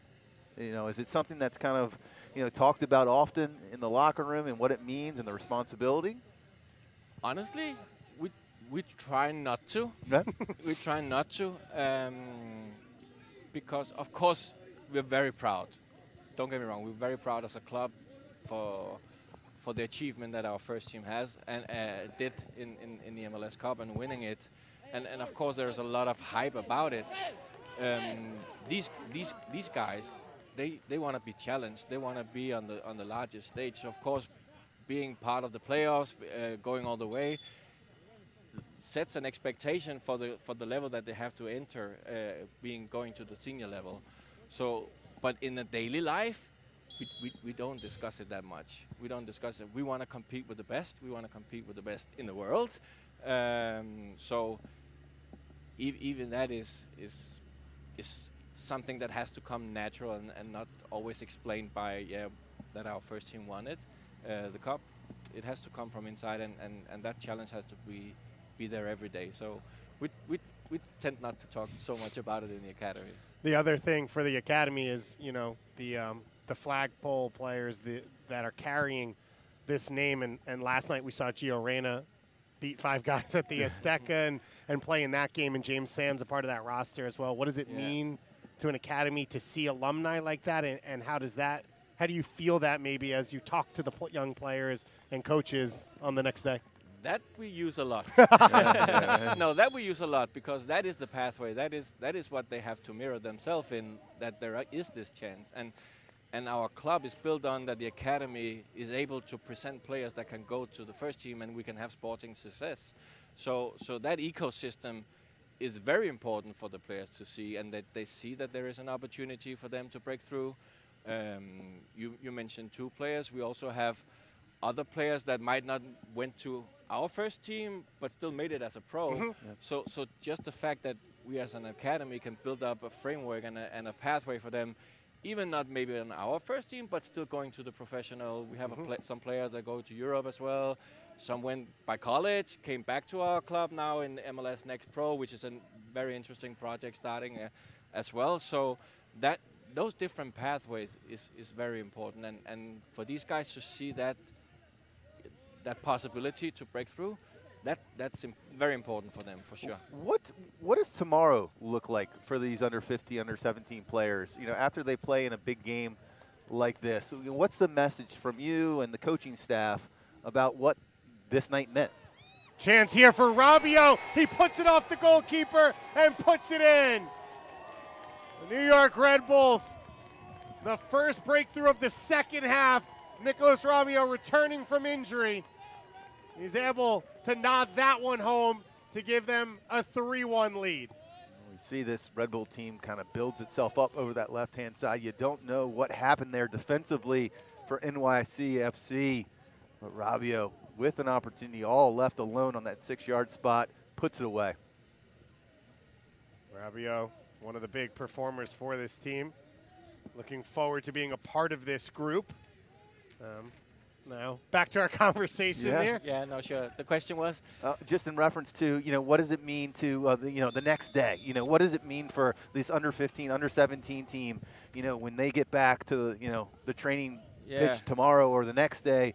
What's the message from the coaching staff and you about what this event kind of stands for and what they went through? And I hope that the players, once they come back and after the disappointment for the 15s, losing the game, now we are behind here with the 17s as well. I hope after the games and the emotions are down that they look at the game, the players look at their game and what they can improve from these type of events, because we're not used to losing that many games.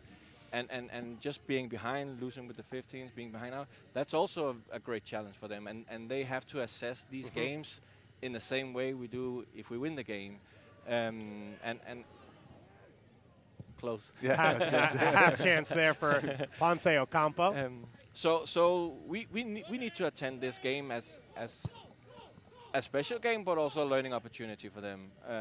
So the coaching staff definitely make their analysis and break the game down, but I hope that the players will look at this game as this was a good challenge for them.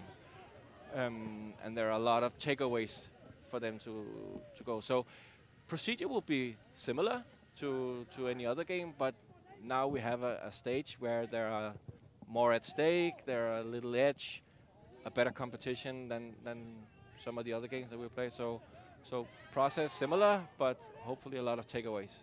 Whitman trying to break in on goal there. Let me ask you one last one and then let you go and enjoy the game a little bit. You mentioned I'm happy to be here. So it's all right. You mentioned MLS Next Pro yes. just a moment ago. It's brand new, obviously. NYCFC 2 will make their debut this weekend.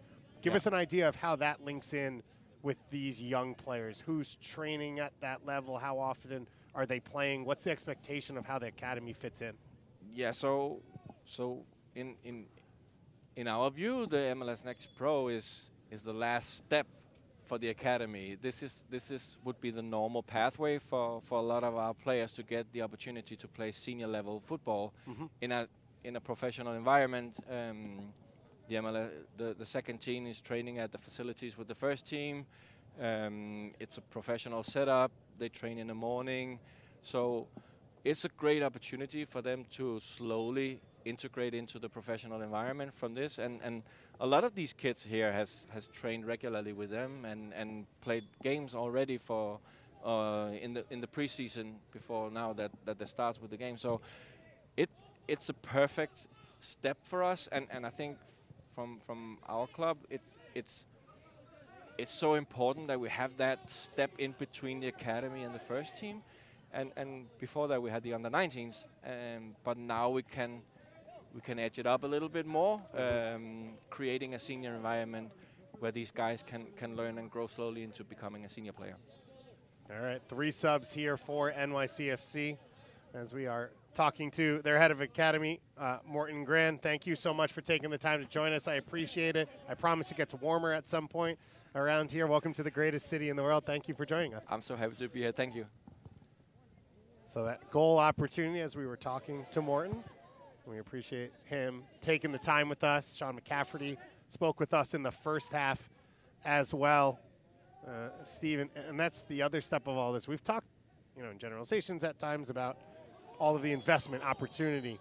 I mean, having people who are focused professionals from around the world on just academy development, on just coaching left backs, all these things have sort of added to it. And Morten, coming from 10 years as the head of player development at FC Copenhagen, now here at NYCFC, is a huge moment. Well, it's the ancillary things that we don't really talk about enough. The professionalism that comes in these environments, not only for the players but for the staffs, and it's just the natural evolution of where soccer in this country is going. Is that you now have guys who have professional experience at the top levels around the world who understand processes and protocols that need to be put in place for young players to kind of take their games to the ultimate level. So Alex Housechild subbing out while we were chatting with Martin. Christian McFarlane as well coming off for NYCFC. I think McFarlane, one of the high performers, maybe not as much as Diego Rossi on the right side, but McFarlane at left back, you can see why he's earned that homegrown contract, and there's a ton of excitement around him as the Red Bulls look to press in transition here. And Rossi is able to recover.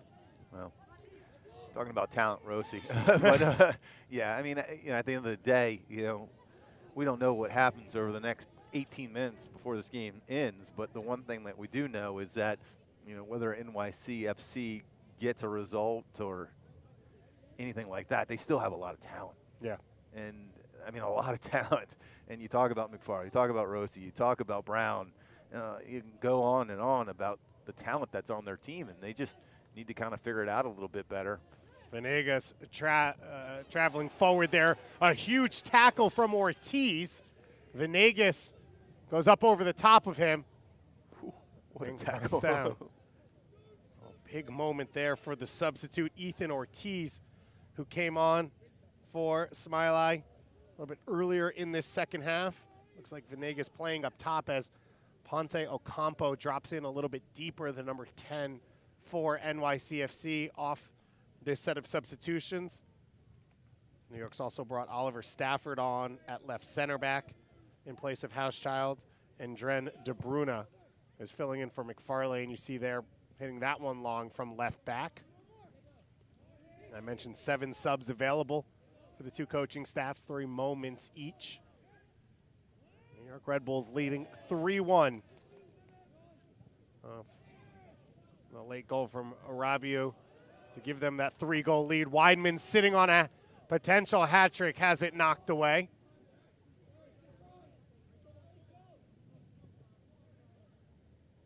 If NYCFC are able to claw their way back, it would be a penalty kick shootout to award a winner in this one. This does count as an MLS Next regular season game for these 2 teams. So 3 points are up there for these 2 sides in the standings. If it does end in a tie, they each get 1 point, and then penalty kick shootout would be, you know, just for the TV cameras and the trophy. Pretty good reason. That sounds good enough for me. Yeah. Arlo Brown stepping in there.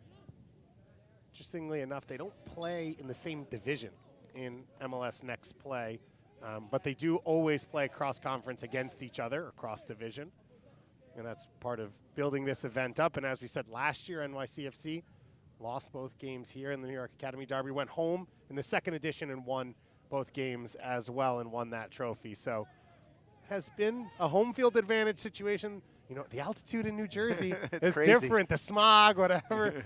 It's like the Azteca as Weidman's in on goal here. Bundled over, no call made as claims come from the New York Red Bull staff and academy.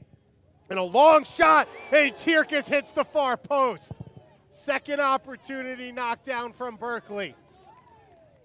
Well, a lot of talk is going to be made about Ezra Whitman and his 2 goals and Rabio on his goal, but it's Tierkes for me who's really been unheralded in terms of just creating a lot of opportunities, dangerous, and unfortunate for him, he wasn't rewarded with getting a goal there. Almost as good a shot as you could expect from him, as that yellow card now is shown. Just a little bit of space, but this is what we're talking about in terms of quality. You can see that first touch. He knew exactly what he wanted to do.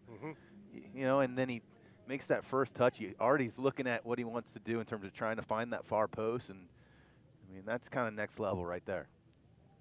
So a yellow card shown right there, I believe to Tyler Mork, and substitutes being readied here for the New York Red Bull Academy side.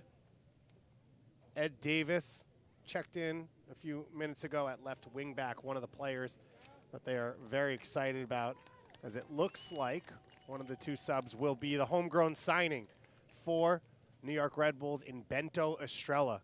At the time, he was the youngest signing, second youngest signing in the history of MLS, was behind a guy named Freddie Adu. I've heard of him. So Bento Estrella checking in for this one, as well as Patrick Shaw for this New York Red Bull Academy side. So that'll be it for Ilya Tierkes. And his night, as you said, 1 assist on the opening goal. Hits the post there, and a ton of good work from Tierkes up top as well. Yeah, how about that? 1 shot, hits off the post, and you get subbed out. That's how good this attack is for the New York Red Bulls. Bento Estrella, a natural forward as well. Rabiu coming off the bench, so a lot of danger in the attack for New York Red Bulls, and that doesn't include the fact that Serge Goma is already on an MLS contract and playing both in MLS and USL, so not even available for this group. Austin Brummett, who I said scored the winner in this competition last year with an injury, not available as well. ton of depth in this Red Bull Academy, a ton of talent. There's a big collision there.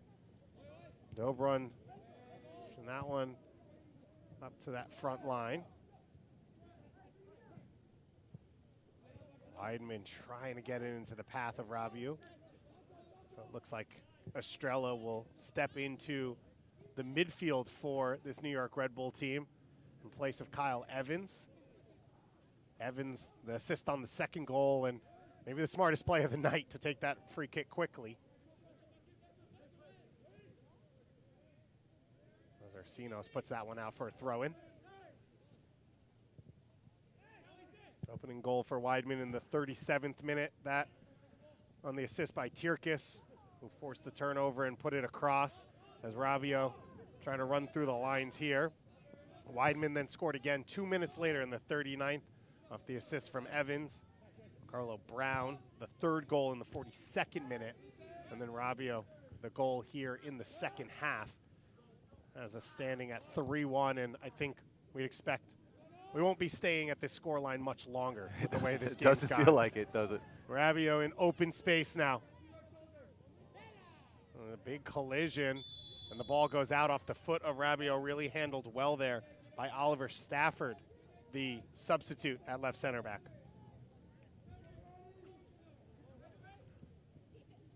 Still plenty of time here for NYC to try to get back into this game. Venegas here dropping deep. Good feet from him to keep possession. Ponce Ocampo getting up now in that midfield with DePoncio. Rossi been quiet for about 30 seconds now in the second half. That one sort of blasts long to no one from Haxari. And this is why it's important as you kind of look at game management and being smart about, you know, taking your time on these throw-ins, being smart with keeping possession, not giving this NYCFC team any opportunities. Try to finish off the game. Last 10 minutes, being smart, playing the game out. And the head coach for the New York Red Bulls, Jonathan Rhodes, said they practice those exact scenarios. They make it up and say, you're down a man, up 1-0, 10 minutes left. And then they'll sort of play from there to learn. But there's nothing like live game action as Weidman gets into the box. Beautiful tackle there from Haxari. Another slide tackle coming in. Bodies falling left and right. And a foul will go against Mork. Who do you think's going to take it? Weidman sitting on a hat trick. If there's ever a reason to step over one, that would be it. Weidman is over talking right now. Are you sure you don't want me to hit this? Nate Worth right on top of the ball. And a yellow card, I think, given to Ponce Ocampo there. Purely just for talking. It wasn't him on the foul.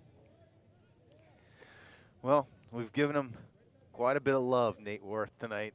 Now with an excellent opportunity to prove our love to him right now.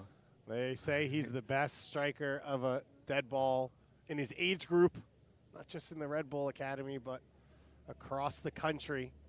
We saw him go a whisker wide of the other post in the first half. Nate Worth standing over this one, and he hits it off the wall. And immediately he recovers the ball to Rabiot. Cross played in, knocked over to the far side. Weidman trying to get to his left foot. Cleared away. And goalkeeper off his line. Yagudayev able to deal with that one. And NYCFC immediately off and going in the other direction. Dobruna now coming forward. Big switch of the field, headed into the middle of the box, knocked down, I was gonna say, and a penalty kick coming for NYCFC. It did look from our angle that Ortiz was a little late coming in, got more body than ball. And the center official, Brian Becker. As we see the replay here, Ortiz with his leg up high, goes to the back there of Venegas, it looks like. I mean, whether it's the PK or ball that goes through and still goes in the back of the net, you know, this might be the best opportunity for Red Bull to keep it. Armeino Armeino now stepping forward. Gianluca Armeino spent the preseason training with the first team down in Florida, playing at a high level, and now the opportunity to pull the lead back to 1. Armeino steps up, and he slots it into the corner. Well-taken penalty here in the 83rd minute to close the lead to 3-2, and it's game on once again. Armeino does a good job picking a spot, putting some pace. And Louvre, and he predicted the right direction on the right-hand side. Just couldn't get to it. Good finish, and I think we're ready for an interesting last 10 minutes. And we've talked about it all day, an opportunity for these teams to have the chance to focus on winning. Part of development is focusing on winning, learning how to win in tough moments, in tough spots. I think it's something maybe we'd all wish some of the New England Revolution players had learned before they went down for CCL a few weeks ago. That is the development that we're looking for. And for NYCFC, can they learn how to challenge and come back? As Morton said, they win a lot of their games. This is against the highest level. Can you be challenged and fight to the very end and create chances? And on the flip side for the Red Bulls, can you show that development and how to close a game out? Yeah, this is a big moment. This is a teachable moment right here. And this is kind of what this game is all about here. Big stage, two teams, very good teams, competing hard. You know, are you going to be Red Bull and try to finish one out? Or are you going to be NYCFC, who's going to continue to push forward, trying to get that equalizer? Good action so far from De Bruyne on that left back side in place of McFarlane. Rossi trying to take that one quickly.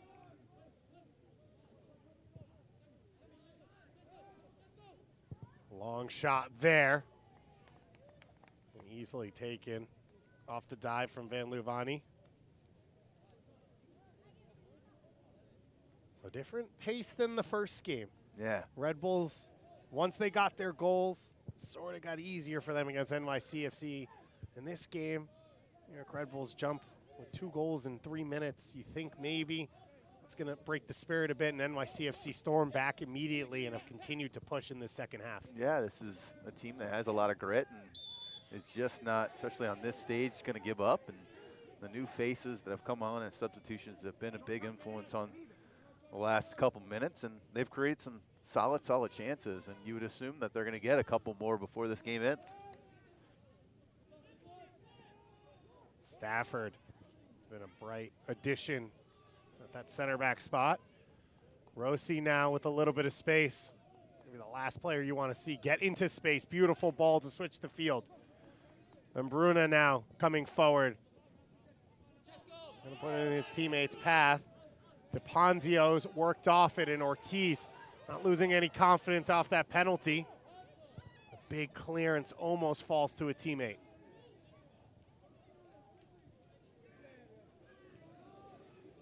And now Ed Davis flying forward. The left back gets into the box, squares it across the shooting chance, and it's just wide. Big opportunity there for Patrick Shaw to maybe put this one away. You see Davis with all of his pace on the left-hand side. Does a really good job cutting it back, waits the pass. Davis, oh man, Shaw is going to want that one back. You see it all the time in the world. Davis flying down that left wing. He's been in the academy for 6 months. His dad or something? Was it? His dad won in a gold medal. Yeah, that's it. That's it. 100-meter relay.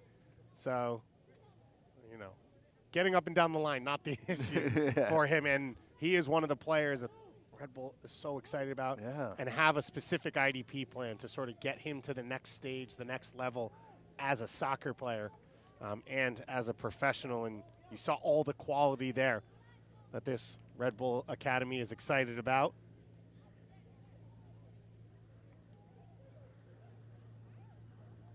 And you thought maybe he set up the opportunity there. See a little moment here with an injury. Over the course of the day, what stood out to you the most, whether it's a player or something, just the soccer that you've seen? I mean, you know, listen, there's just, I mean, it's, you think about all the names that we have with the 15s and obviously the 17s here, you can see the talent. I think it's neat to see the difference between the maturation levels and the speed of play, the difference between the 15s and 17s. There is a difference. You can see why certain individuals have kind of stepped up from the 15 and be able to play at 17. It just, you know, for me, the under 15s, I mean, Vasquez is a different player for me. And you look at these games and you see guys like Rossi, he's a different player, and Nate Worth, and, you know, obviously Weidman, you know, he's next level. And the inherent value of a night like this, more than anything else, is that, you know, we get to see at a very young age talent that's going to be around for quite a long time in soccer in this country. We know that Nicolas Rabiot, we said, had a minutes limit, so he has come back off after coming on as a sub. Leonardo Alvarez for New York Red Bulls coming on. And as you said, these are names for fans out there to remember, because you can say you knew them when. I remember Tyler Adams' first game in USL, and everyone said, maybe when you saw him play, or when you talked about him as a young player, and now everyone's buying his jersey and cheering him on, and these players are ready to follow in that pathway. And as Morton said, whether it's for Red Bulls and NYCFC, other clubs, whether it's for the U.S. or Canada or other countries, whatever it is, a lot of these players are going to go on to big stages, college, pro, a lot of different avenues now for young players to have a career. Now Shaw going back the other way. Big switch here for Avilés. His first touch off the bench. Trying to kill this game off with a goal. The big opportunity, and the flag was up. Weidman was looking for his hat trick. Wouldn't have counted anyway. But he almost got his body fully around that one. Oh, man. You know, if anything, he's got to be a little bit smarter in terms of the line, because he was wide open. Had a good chance to find that far post, but being a step off cost him dearly there. Venegas, been a bright spot off the bench, drew the penalty kick to help NYCFC get closer. Final minute of regulation here. David Goss and Steve Jolly with you from the New York Academy Derby, presented by Adidas at the Red Bull training facility down here in Whippany, New Jersey. Under the lights for this U17 matchup. It was a 2-0 win for the New York Red Bulls U15s in our opening game. And it has been an eventful end-to-end 3-2 match so far, as the center back Ortiz comes flying forward now. Tries to slide it across to Avilés and come like a center back there at the end. There's a little bit of me of rooting him on, hoping that he just took it in himself, but that's okay. I could feel it. I could feel it like, come on, buddy. You can do it. I believe in you. When we have seen some incredible moments over the course of the day. 2 big goals in the first game. And then in this one, Weidman, those 2 goals in 3 minutes. Carlo Brown's been a bright spot, a special player for NYCFC. And Davis, as we get a confirmation, it'll be a minimum of 4 minutes of stoppage time coming here from our 4th official. And there will be a trophy presentation after this one. Right now, the New York Red Bulls trying to hang on to win the 3rd ever New York Academy Derby presented by Adidas. They've got to make it through about 3 more minutes as NYCFC pours it on. Dunbruna to the far post, knocked out by Davis. Corner kick coming for the blue side. Well, the urgency is definitely set in. Pushing forward, trying to get something out. Davis with a smart play just to kick it out and reset. Now it's all about individual responsibility on these set pieces. Damiano puts that one into the box. That shot blocked off the foot of Stafford. And a clearance from Berkeley. Copeland Berkeley putting in a shift at that right back spot. Doing a good job. I know it's not his natural position, but a solid job here on the right-hand side. Ponceo Compost showing his quality. The soon-to-be Georgetown Hoya gets dragged down. And Ponce Ocampo wants to take this one quickly. Well, there's not a whole lot of time left in this one. Just about a minute and a half into stoppage time. And who else? Diego Rossi stands over this one. Hugo Dayev, the goalkeeper, is in the box as well. Rossi puts it in, knocked down, cleared away by New York. Sorry, the Red Bulls. NYCFC with another opportunity and knocked back out. And you see a yellow card here will be given to Ezra Whitman. He delayed that throw in, but we've said it. Learning how to win is part of the learning. There's a little bit of learning right now. The throw-in was taken a little too quickly. And now a referee, I believe, talking to one of the coaching staffs. He still has a yellow card out in his hand. Now I think he's going to talk to his fourth official. And we'll see what the conversation's around. This is a learning opportunity for our referees as well to work a big-time game like this. So I think just official confirmation to figure out where our yellow cards stand. I don't know where we're going to end up on stoppage time after this one. We are roughly 3 minutes in to what is a minimum of 4 minutes of stoppage time, but at our head referee's decision. Ball floated to the far post, knocked down, cleared away. Berkeley once again. Avilés on the end of this one. Ruiz, the captain, making the run out of midfield, up to Shaw. Shaw tries to knock it on for Weidman. He gets it to the feet of Weidman, one-on-one with Rossi. Rossi battling away, and the support coming for NYCFC. Ezra Weidman looking for the hat trick. It looked like that one was going to squirt through for him. Yeah, I thought that was the big one for him to finish off this game, but no, it's still a battling NYCFC team, not giving up. Tomlinson breaking through the lines there. It was his support that came over to help and close down Weidman. Estrella now on the ball. The flag stays down here against Shaw.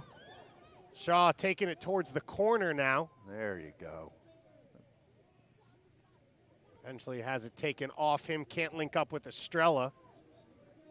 And now the game stretched a little bit. Venegas trying to turn out of pressure. Avilés with the tackle. And a big block there from who else? Nate Worth. The youngest player on the field. Nate Worth coming up strong. See the energy right now on Red Bull's sideline. Coaching staff and other players off the bench, rooting their team on, trying to finish this one off, trying to get the big W here. Avilés playing it towards Shaw, who was in an offside position. Headed back now by Hugo Dayev. And a big punt up the field. Davis wins the header. Worth knocks it on. Is there another bite in this one for NYCFC? Another chance to try and tie it up. That one's turned over. Bruna immediately higher up the field. Mork can't find a teammate. Avilés now. Can he take the air out of this one? He turns it over. Hoffman flying forward. Through the lines, Stafford. He has it taken away. Who else on the other end but Diego Rossi, and that is the final whistle. So for the third time ever, the second time here in New Jersey, the New York Academy Derby, the New York Red Bulls U17s are undefeated at home. They win the trophy once again, this time 3-2 in a breathtaking match. Steve, everything you could ask for. I mean, yeah, what a fun 90 minutes, and you can see just what this game and what this derby means to those young players. NYCFC disappointed and frustrated with themselves. Red Bull excited, jubilant, and enjoying every single moment of this big win. And you see Estrella down on the ground there, the exhaustion after seeing that one out. A huge 90 minutes for them. A great matchup between these two sides.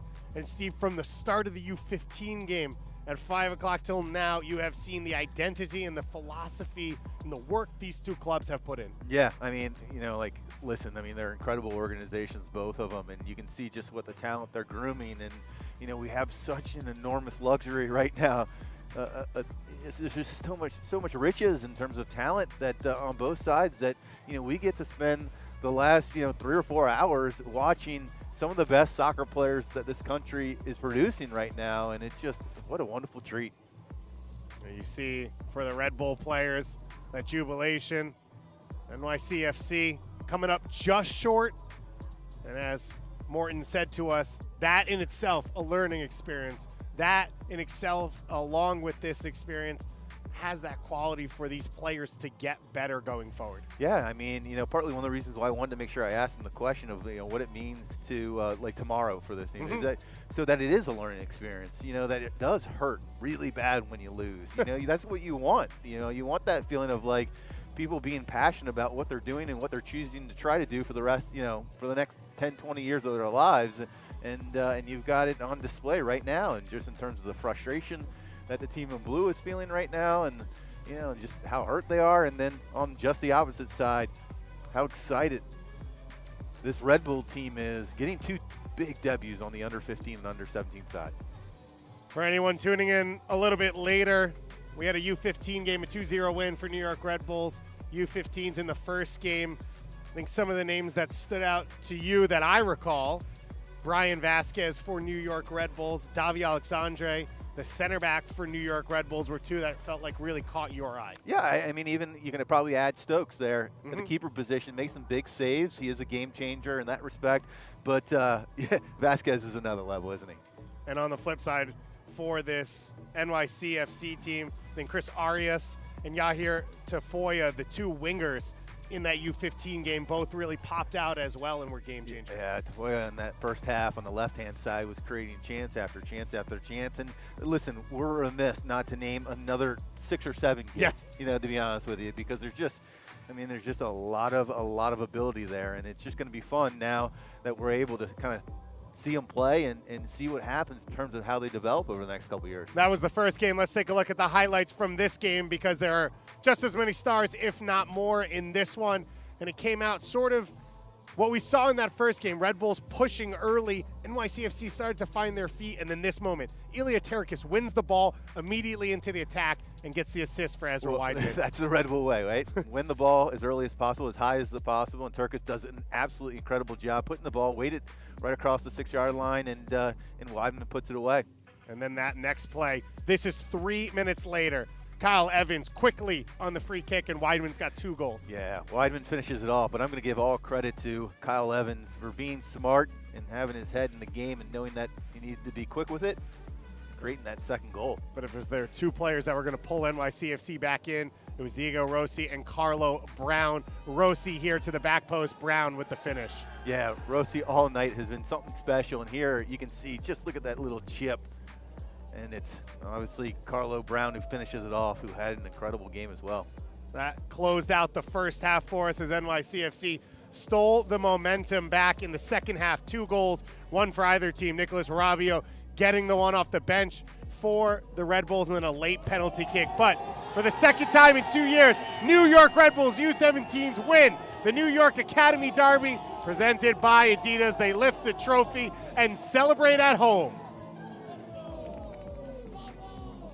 A crowning achievement, a huge moment as you see Smiley lifting that trophy for his team. And overall, Steve, I think a really good day for these young players. Oh, yeah. I mean, this is a special moment. They're going to remember this for a very long time. And, you look at this one player right here we're seeing right now, Nate Worth. What a talent. Youngest player on the field in 2007. This stage, this New York Academy Derby, was created to create moments like this. An opportunity to do it under the lights, in front of your fans, in front of your fellow Academy players. A huge game for these young men.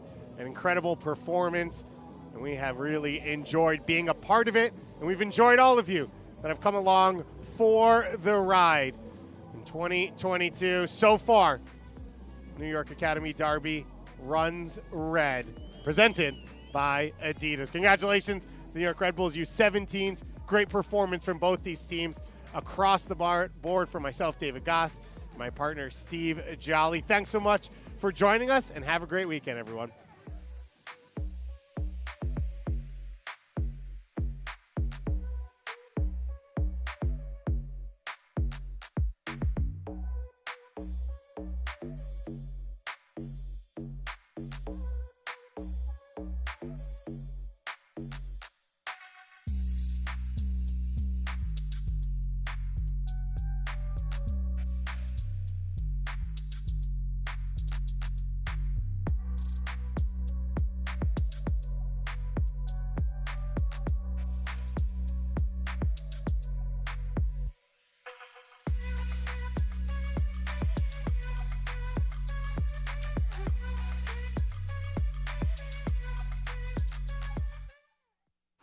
We saw the possibilities, that what's best for the athlete must be better for the planet. So we're making products with recycled materials, products made to be remade, and products made with nature, so all people can see the possibilities to take action and help end plastic waste, so we still have places to play.